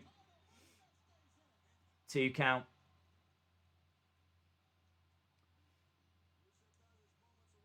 Two count for Roman. How long have we got? I mean, we've got about 40 minutes.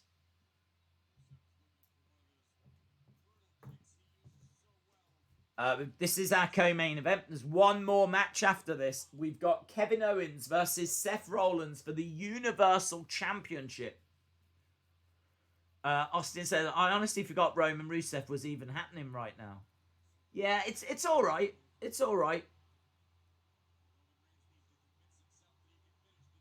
The Seth Roman feud was so damn fun. Imagine them feuding now. Roman. Oh, Lana popping up on the edge of the ring. Mashka kick. 1, 2. Roman getting his shoulder up. Rusev thought he'd done it. He's having a tantrum.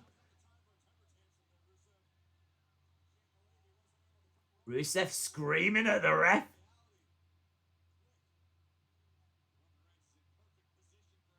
Really frustrated. One more match. Yeah, one more match after this. Killer Sasuke says, thinking about Inner Circle versus Elite match is a joke when compared to the wars between Shield, Wyatt Family, and Evolution. That was my problem with the Stadium Stampede. My problem, in fact, this is my problem with AEW. They can't do serious. 1, 2. Oh, Lana pulled the ref out. The ref counted a 2 count. Lana pulled the ref out the ring. It's got to be DQ. You're out of there. Lana's gone. People love that moment. I love that moment. Even as she's walking up the entrance ramp, she's saying, I did nothing wrong. I did nothing wrong, right? But she's saying it not in a Russian accent. So even in 2016, she was like forgetting to be Russian.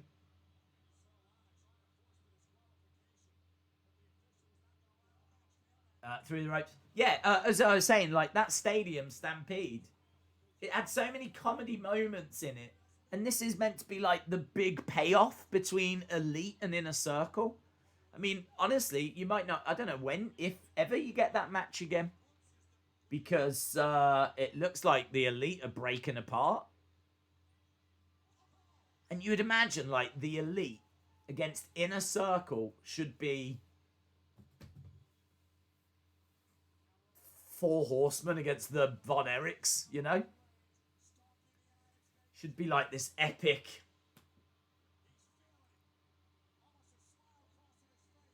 showdown. And we did get it, but they put in comedy.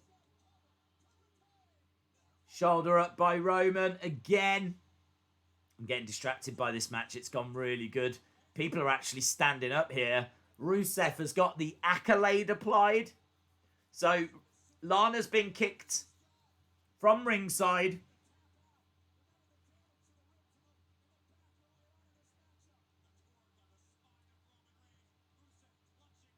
Rusev clutching back. Really got this accolade on deep.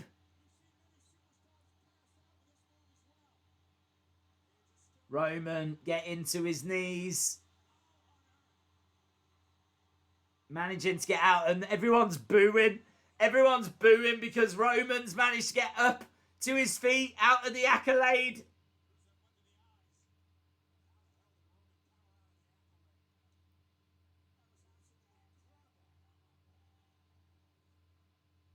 Kick to the midsection.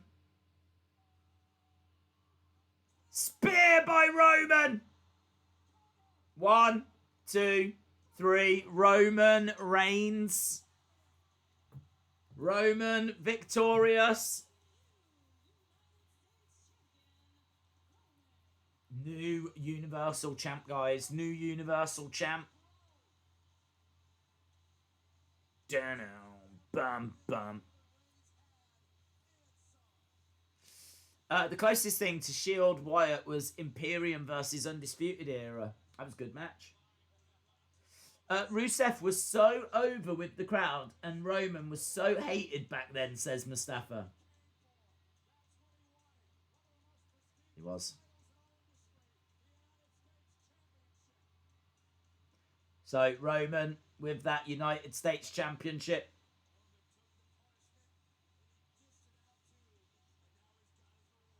It's the obviously the previous title that changed this year.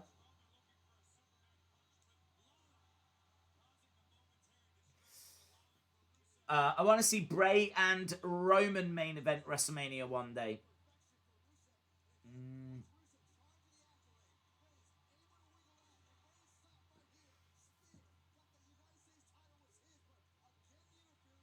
Lana pulling out the ref, just showing us a replay of that moment. So one match left. Kevin Owens against Seth Rollins. And as we said, this is not too long after Kevin had won that Universal Championship.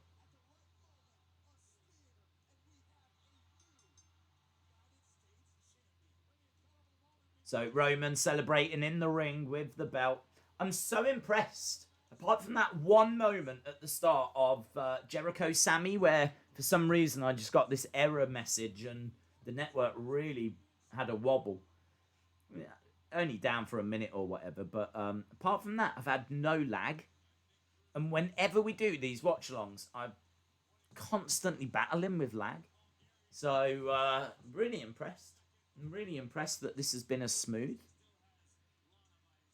This has actually been a pleasure to do a watch-along for. Normally, I'm having to, like, wrestle with it to try and constantly go back to it, like, get it back working again. I haven't had any of them issues here. Roman showing off that United States Championship as the screen fades to black. Sonny Wolf says, my network crashed. Oh, did it? I've had so many problems with it throughout this year in particular. I don't know why. But this year, maybe it's got nothing to do with this year. Maybe it's because we've just done more streams. I mean, we have done so many streams. This has been a year of streaming, really.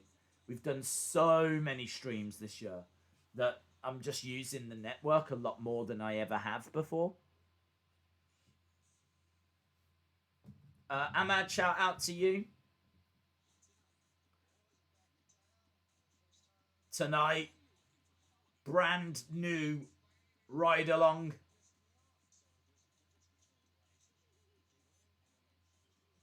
Byron, JBL, and Michael Cole in a car. I've seen that episode. And Charlotte and Ric Flair in a car. I haven't seen Ride Along in a while, actually. Do they still do it? There was a few new shows that went onto the network that I haven't seen. A few like timelines and whatever. Mickey and Trish timeline looked good. Here's Seth.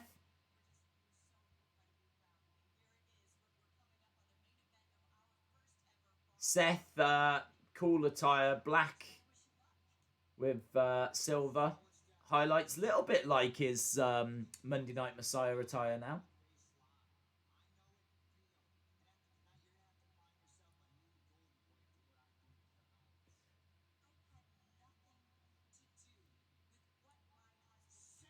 Steph says, I had nothing to do with what my husband did.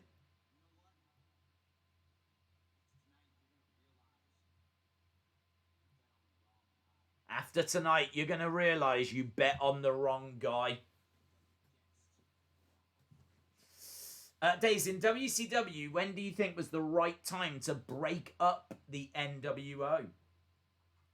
I think it's hard to say. I think a few years after it had begun, it's when it was getting so convoluted, when it was getting, you know, when it fractured and it split and there was like so many people in it, it just really lost its...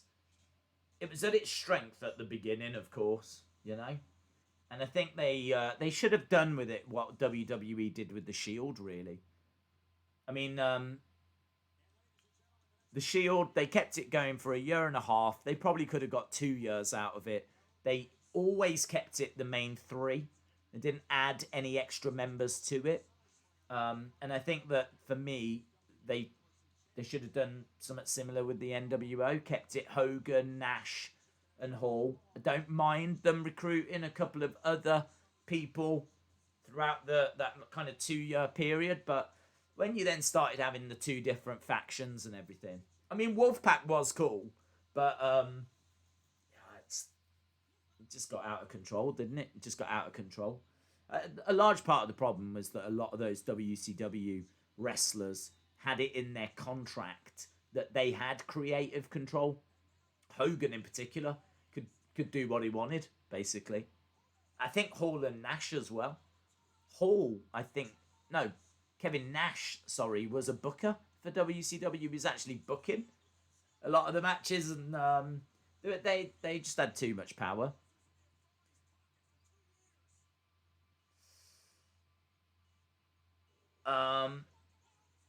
James Chadwick says, I'm going to give my network an effing eye poke if it keeps effing up. Oh, are you having trouble?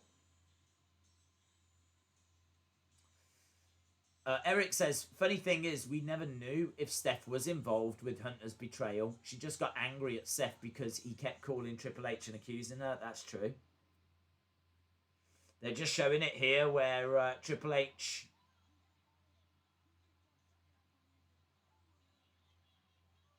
Don't you yell at me, says Steph.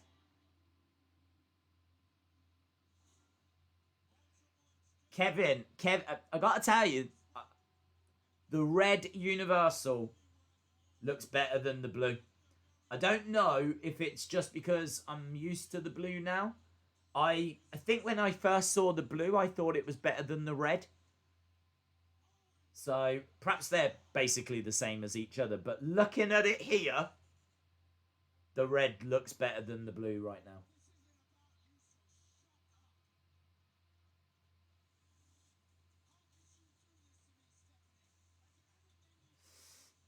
Wrestling Days fan, shout out to you.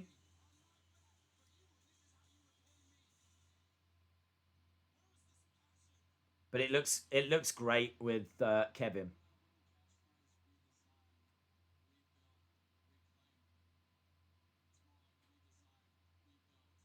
I wonder why they don't do with the men's what they do with the women's.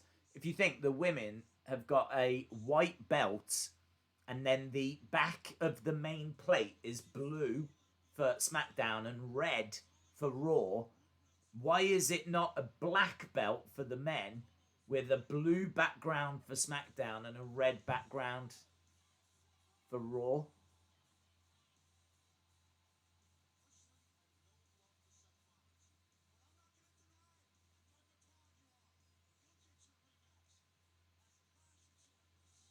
You'll get your rematch at Clash of Champions. So there we go.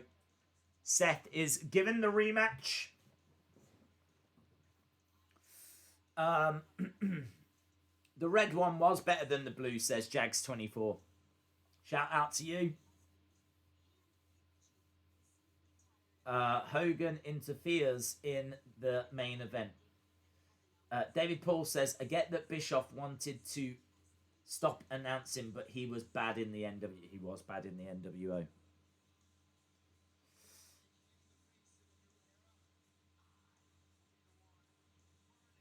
Okay, so we're still at this video package. We're at the point, though, where there's only about half an hour left now of this show. I've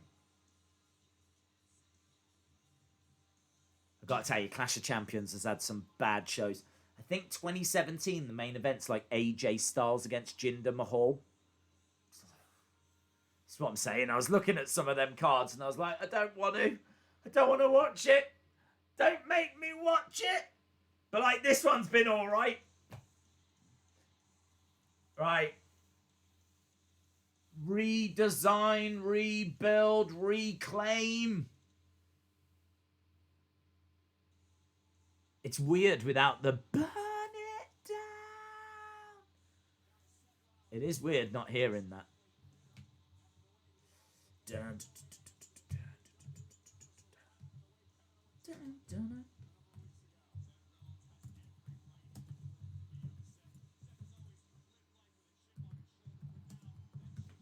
Right, redesign, rebuild, reclaim. Seth Rollins, Kevin Owens for the Universal Championship, Clash of Champions 2016. This isn't long after, it's about a month after SummerSlam, when it was Finn Balor versus Seth Rollins to crown the first Universal Champ. Obviously, Finn would win that, but he would be injured in that match, and then he had to forfeit the title. Then on Raw, they did a fatal four-way. Triple H helping Kevin Owens win, so Kevin Owens became the second Universal Champion, and this is his first, I think his first title defense. I don't believe he defended it on Raw or anything. So I believe this is Kevin Owens' first title defense.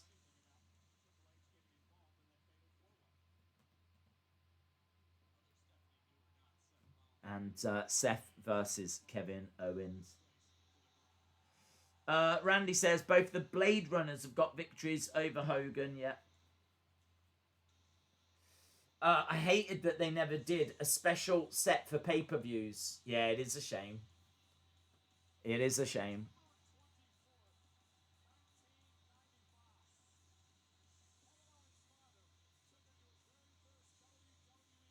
Here's Kevin Owens walking out as Universal Champ.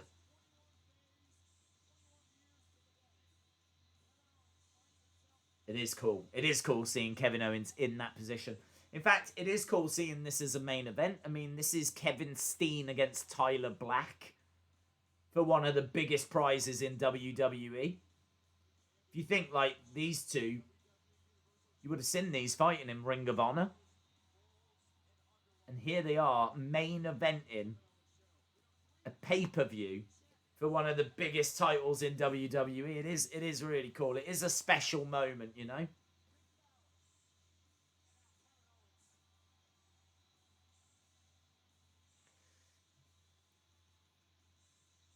Brock stole the eat, sleep, conquer, repeat from my mom. Right, how long we got? 28 minutes. Time is really ticking away now.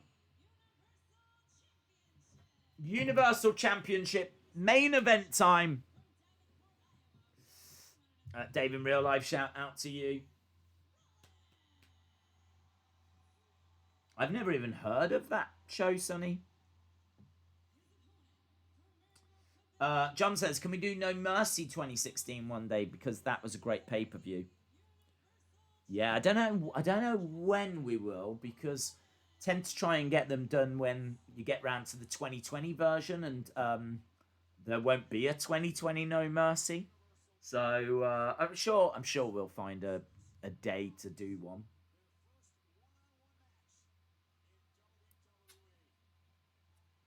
There's a good chance, though. I mean, if I get... After I'm done with this, I need to do, like, the members' prediction video. After that, I want to try and do some Battleground stuff. Because I've set it all up, and I need to just start doing a recording and whatever. So there's every chance that on Thursday might be Battlegrounds. I don't know.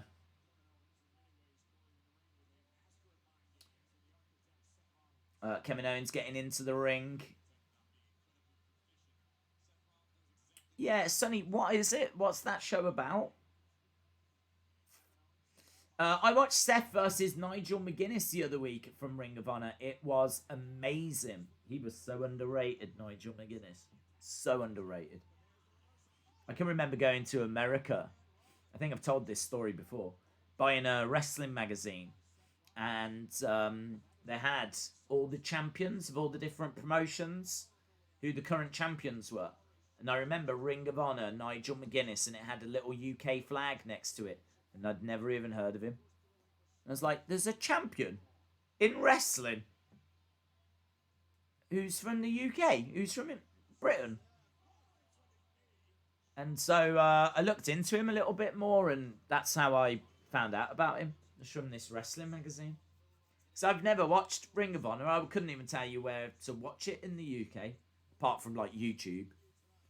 But it was never on my radar to even search for it. So yeah, I found Nigel McGuinness when he was champion in Ring of Honor, and just incredible.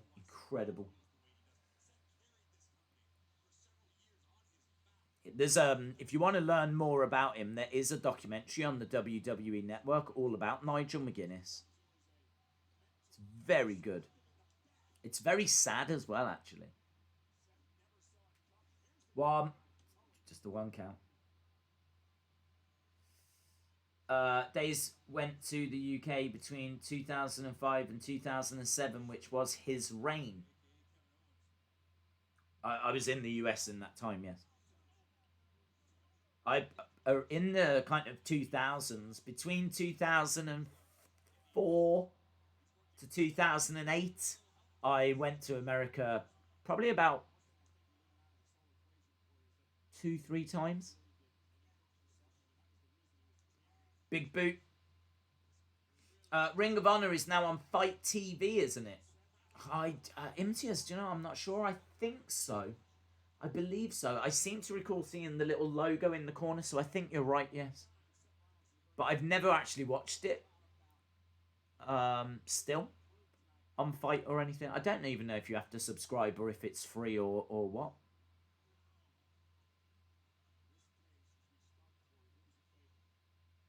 I don't even know if they're putting shows on at the moment, to be honest. It is a slow pace at the moment. I can tell you that this match gets 3.5 stars as well. So, not a disaster, as we said. No disasters on this card. It's quite a strong card if you think about it. There's no like Nia Jax, Alicia Fox that you have to sit through. They're all pretty decent matches. To kick out by Seth.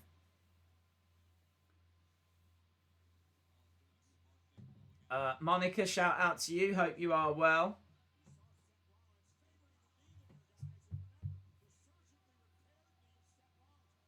Nigel McGuinness went to Impact as... no, that wasn't his name. His name was Desmond Wolfe.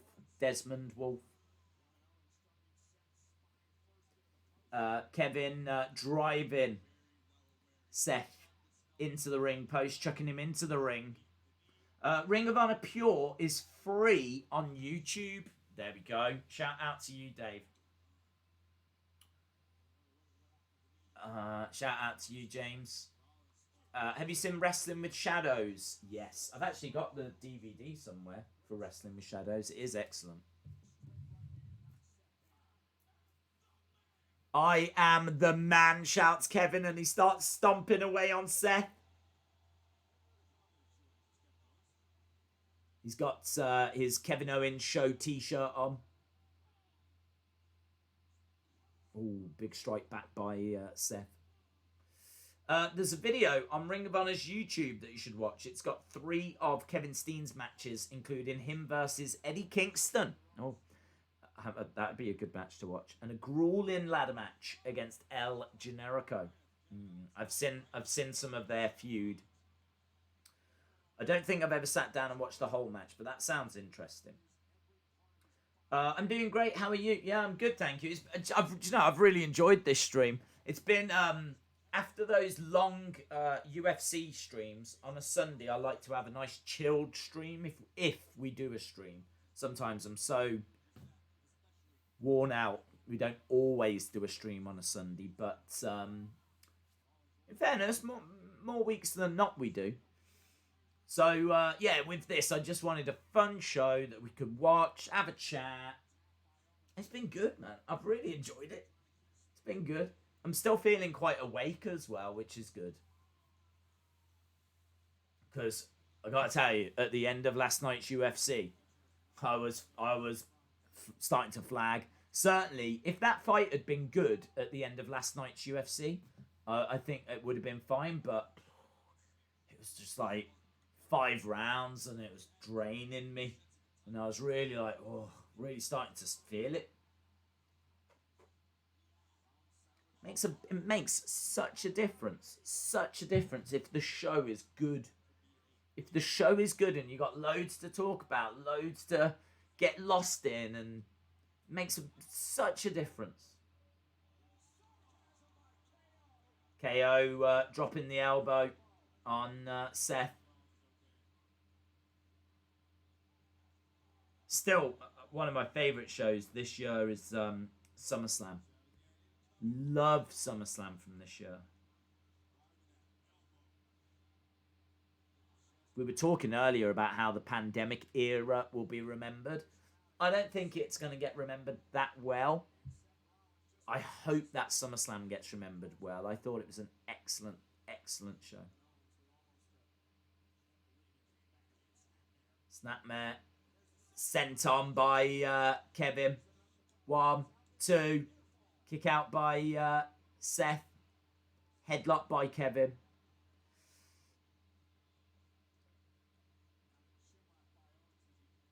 Days, were you a fan of boxing when it was good? Yeah, very much so, very much so.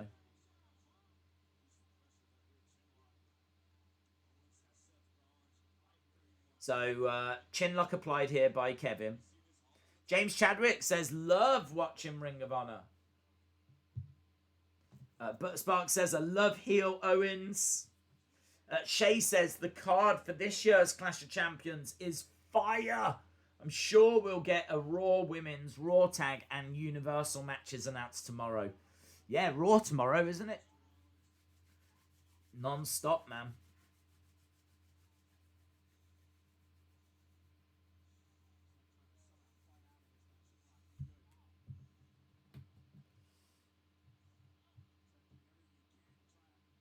Headlock applied by Kevin Owens.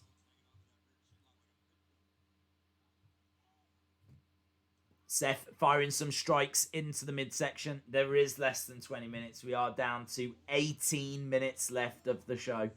Seth going hard into the corner.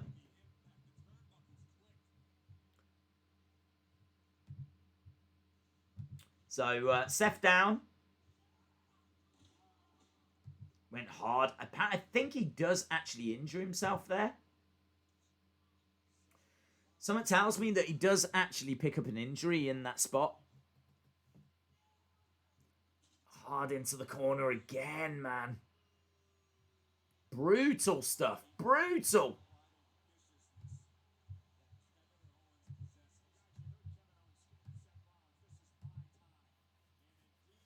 very slow, very methodical.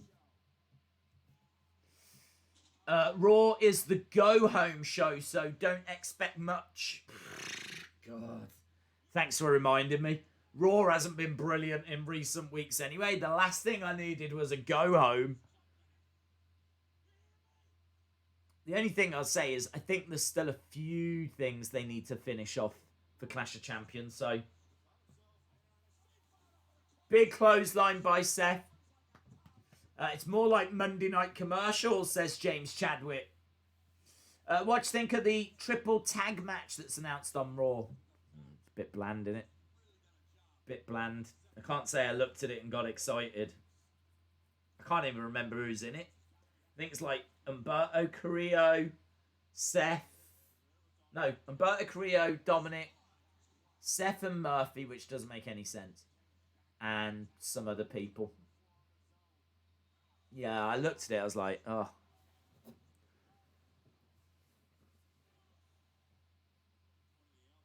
Just remember, we get Tuck tomorrow, says John.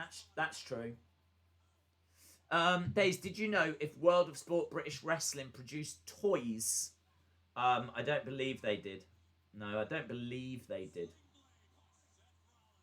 I've never seen any Big Daddy or Giant Haystacks or anything. There might be like some unofficial ones.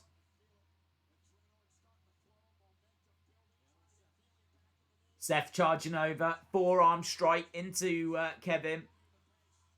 And again. Throws Kevin into the corner. Shout out to Ottavio. Nice backbreaker by Kevin. Days, did you know in 2016 Kyle O'Reilly beat Adam Cole for the Ring of Honor World Championship? I didn't actually. No, I didn't. He's just been added to that gauntlet match, hasn't he? Kyle O'Reilly for NXT. It's Kushida, Kyle O'Reilly, Cameron Grimes. Someone just got added as well. Can't remember. There's a fourth person. Timothy Thatcher, maybe. Owens gets thrown into the barricade. Gotta say, the crowd are a bit quiet here for this. This main event is not doing it. They are very quiet.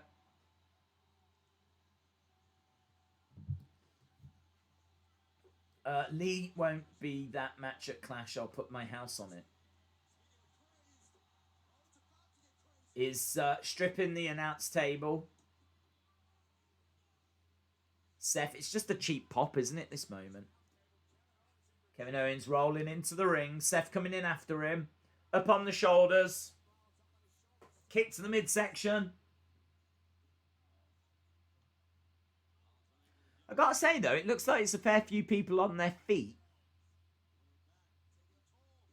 But it's a bit weird. It's a bit weird because you got people standing, but they're not cheering or making any noise. They're all just like, I don't know. It's really weird.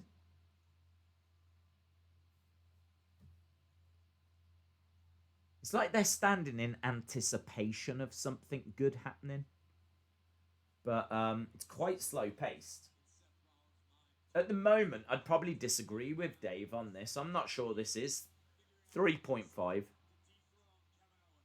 Unless it has a good finish. We've still got, good 10 minutes to go.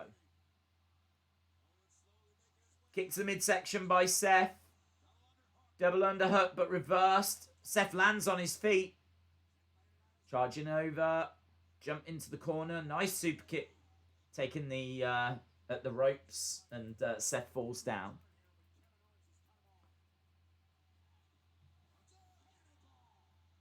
Cannonball by Kevin. 1, 2. Shoulder up by Seth. Spanish announce table. Yeah, no one's gone through it, though. Dave, you need to check out O'Reilly Kushida for Best of the Super Juniors. Nice cannonball.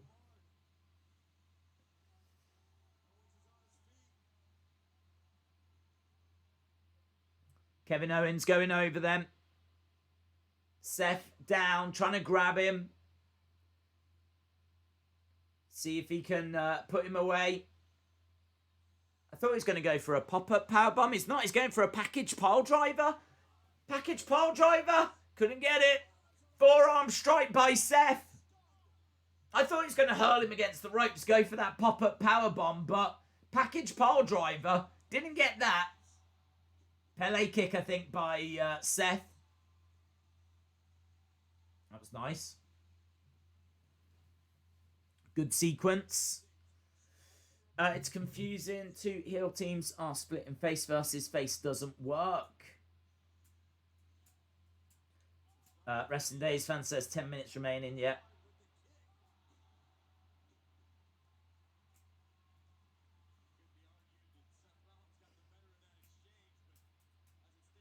Okay, we've got Kevin in the corner. Seth charging over. Collides into Kevin. Kevin, no. Nice, that was good. Seth went into Kevin. Then he went back, but Kevin followed him. And now Kevin's in control. Another cannonball, but Seth moves out the way.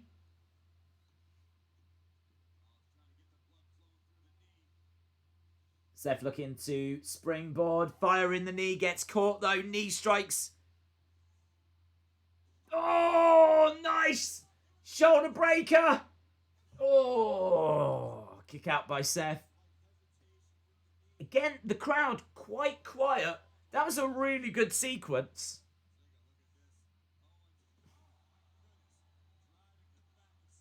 Incredible. Very nice exchange, says Butterspark. Owens jumping off the Mania sign was a highlight. That was good. Did he get injured from doing that? I'm not sure. Apparently he was going to jump off the pirate ship, wasn't he, when it was going to be at the stadium? That would have been good. That would have been cool. Owens going up top. Seth down. We've less than 10 minutes now. Inzaguri. Top rope Inzaguri from Seth. Seth versus Kevin Owens. The Hell in a Cell match was a banger. It was, yes. Both guys up top. Seth looking for that superplex. Headbutt from Kevin Owens. Seth goes down. I just can't get over how quiet it is. I can't get over, like, it's the main event and feels like you could hear a pin drop. Oh, Gutbuster off the top. Gutbuster off the top by Kevin Owens, who's going up top. He's going to look for a big splash. Frog splash. Boom. Connects. Owens. 1, 2. 2 count. 2 count.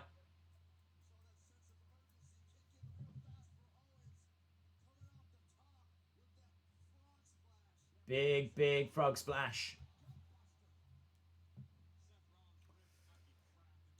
Chalmers says, imagine WrestleMania 36 with a crowd and no cinematic stuff. I think with a crowd would have made a big difference, obviously. No cinematic stuff. Yeah, I suppose. I do really love the Boneyard. I thought it was excellent, though. Really thought it was excellent. Firefly Funhouse for imagery was really good, but I said it earlier, I don't know if the Firefly Funhouse match was satisfying because it's not really a match and we still don't know what it was. I mean, was it a way of turning Cena heel? I mean, what did it mean as a result? It's so open-ended that I don't know if it's satisfying. So, but there was a few filler matches as well. I mean, both title matches were just the same match, but squash matches, you know. Brock and Drew was largely the same as Braun and Goldberg. Edge and Orton as well. Bit long, wasn't it? Second longest WrestleMania match ever. Suck it! Suck it! Oh! Senton! But Seth moves out of the way. Kevin Owens telling everyone to suck it.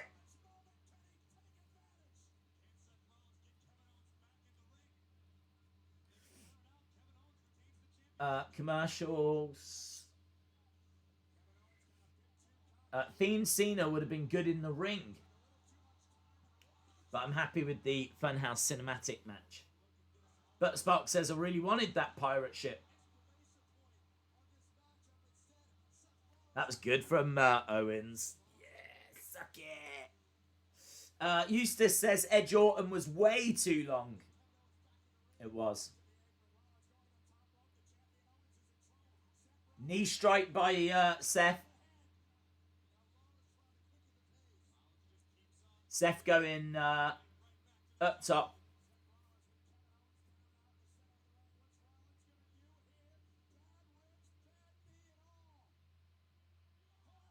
Big frog splash. 1, 2. Shoulder up by Kevin Owens. That was a huge frog splash by Seth. Braun versus KO tomorrow.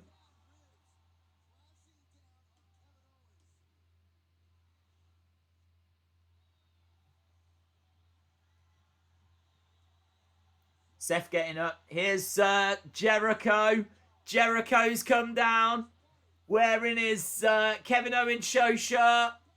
Jericho. Package bolt. Oh! Powerbomb. 1, 2. Kick out. Jericho came running down. He's got his Kevin Owens shirt on.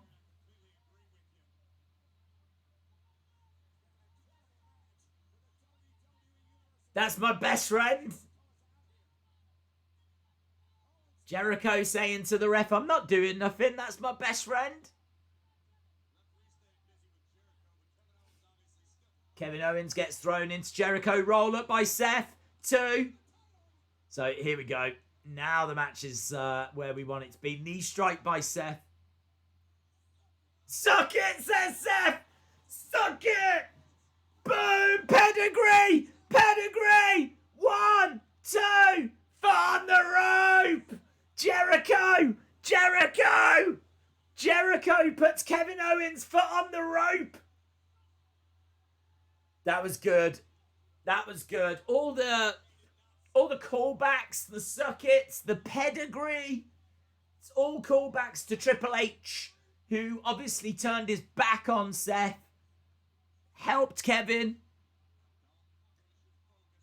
It's really good stuff. It's really good. Some nice storytelling. Now I see why this match got the 3.5 stars. Seth chasing Jericho outside the ring, in the ring. He's going to get caught. He's going to get caught against the ropes. Pop-up powerbomb. No. Ah, ref's gone down. Ref's gone down. Back elbow. Now Jericho can get involved, but a forearm strike. Super kick. Against the ropes. Pop-up powerbomb. No. Pedigree. Pedigree. Seth with a pedigree. No ref. No ref. No ref. 8, 9, 10. The crowd are counting, but that's not legal. We need another ref. Triple H should have come running down in a ref's shirt at this point. That would have been fun if Triple H had come down as a ref. Jericho attacking Seth from behind. Jericho stomping away on Seth. Again, strikes across the back.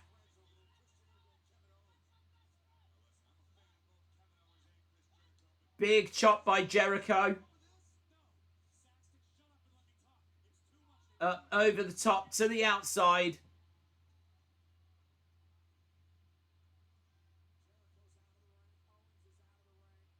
Seth going against the ropes. Suicide dive through the ropes. Crossbody.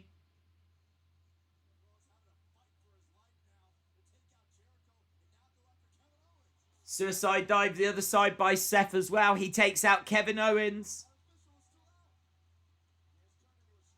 Yeah, waiting for it. I mean, literally, there's only, what, a minute? 2 minutes. It's 2 minutes, so however this is going to end, it's going to happen soon. Kevin Owens is back in the ring. Seth trying to get the ref up.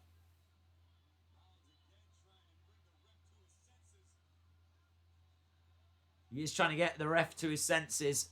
Steph is sending a ref out.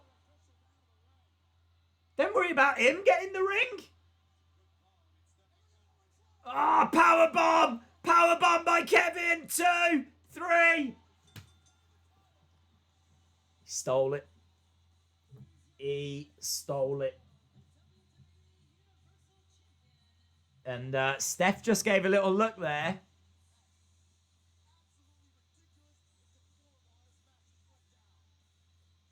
I remember actually Seth saying that you sent the ref down at that moment. And making out that that she was still in on it.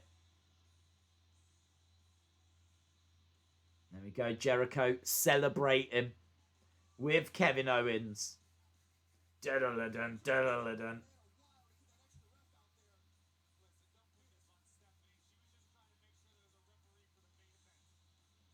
So Seth down in the ring.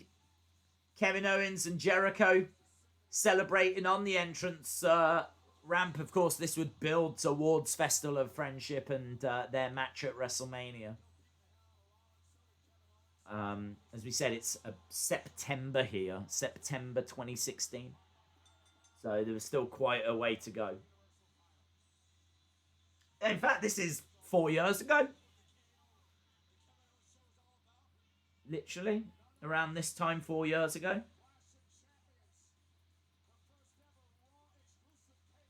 And that's it. So it looks like it's going to end with Seth dejected in the ring. You'll love to see it.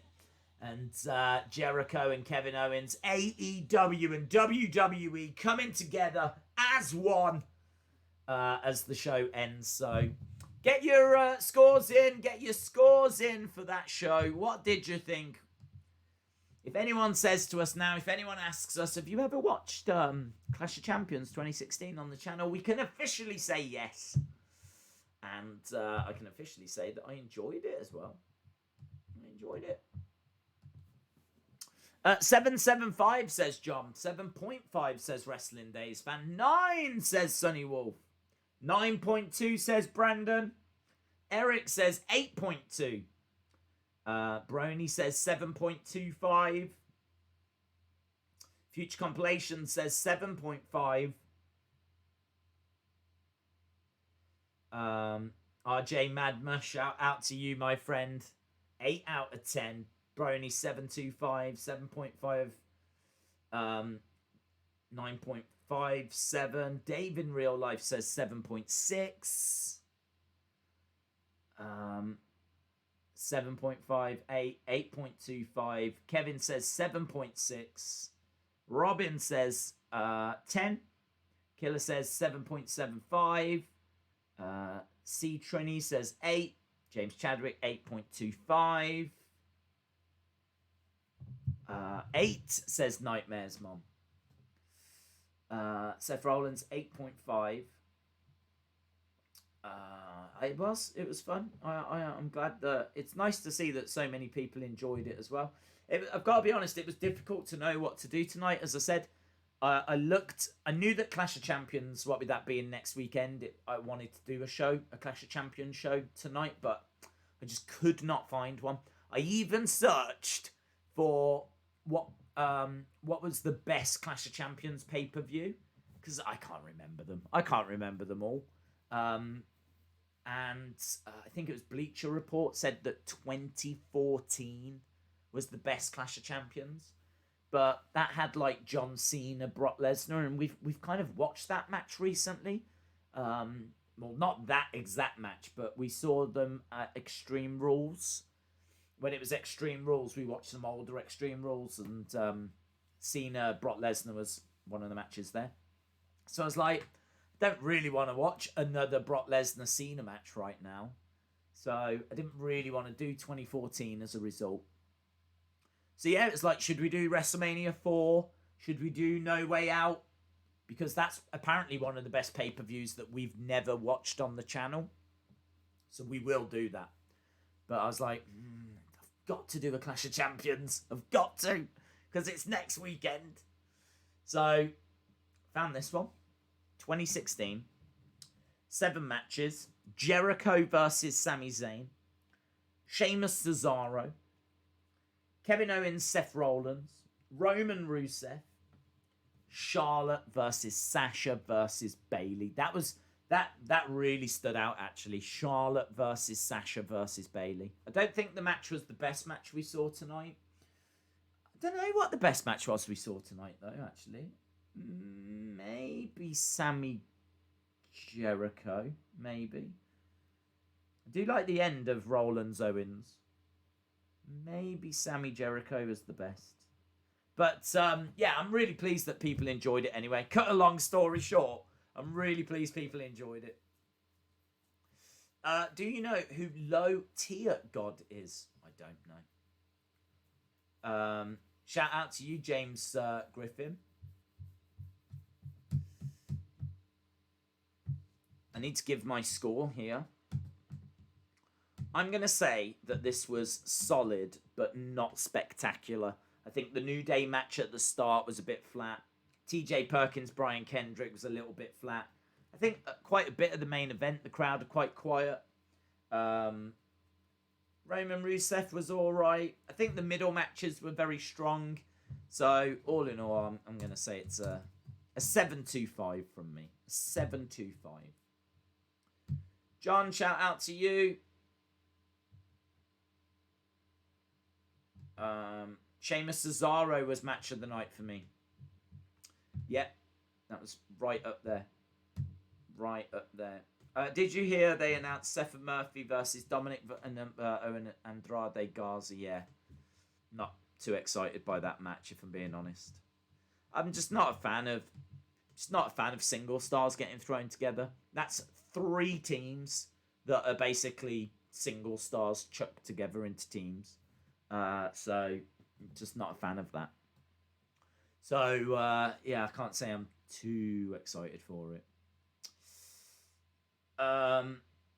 Right, we're done. We are done. I'm going to shoot.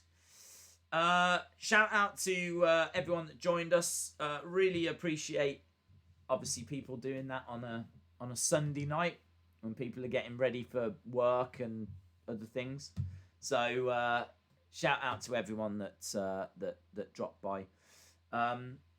Yeah, I'm pleased that people enjoyed it. Really pleased that people enjoyed it. Of course, we are back for Raw tomorrow. Should be an interesting show. As I said, personally, I'm not feeling that tag match. I've seen a bit of backlash on it, actually, online.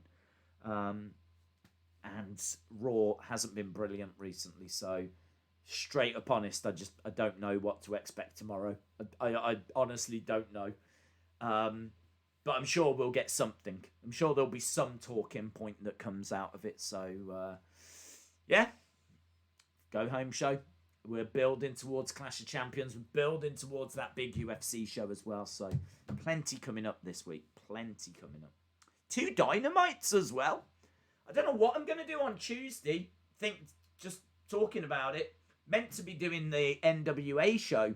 I'm not sure that we will. Because it's on at the same time as a 1-hour Dynamite.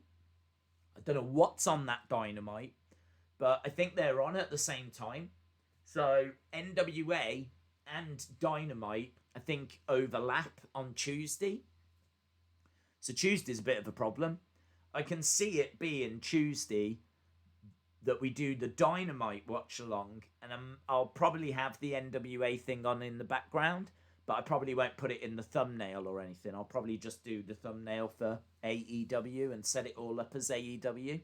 But we'll keep an eye on the NWA thing. what I'm keeping an eye on is, can they get their stream sorted? Because obviously that was a bit of a disaster last week. So main event this week is Thunder Rosa against Priscilla Kelly on NWA. There's a chance that Thunder Rosa's going to be on both programs at the same time. Thunder Rosa's everywhere. She's like butter. Do you know what I mean? She's all over the place. I'm not sure if that made any sense, but right, we're done. Yeah, AEW on Tuesday. It's a 1 hour special. It's still on Wednesday as well. You're getting 2 Dynamites this week. An hour special on Tuesday and the normal show on Wednesday. It's very strange, but looking forward to it. So, right, awesome. Thanks a lot. Really appreciate the support, and hopefully see you again next time. Bye for now.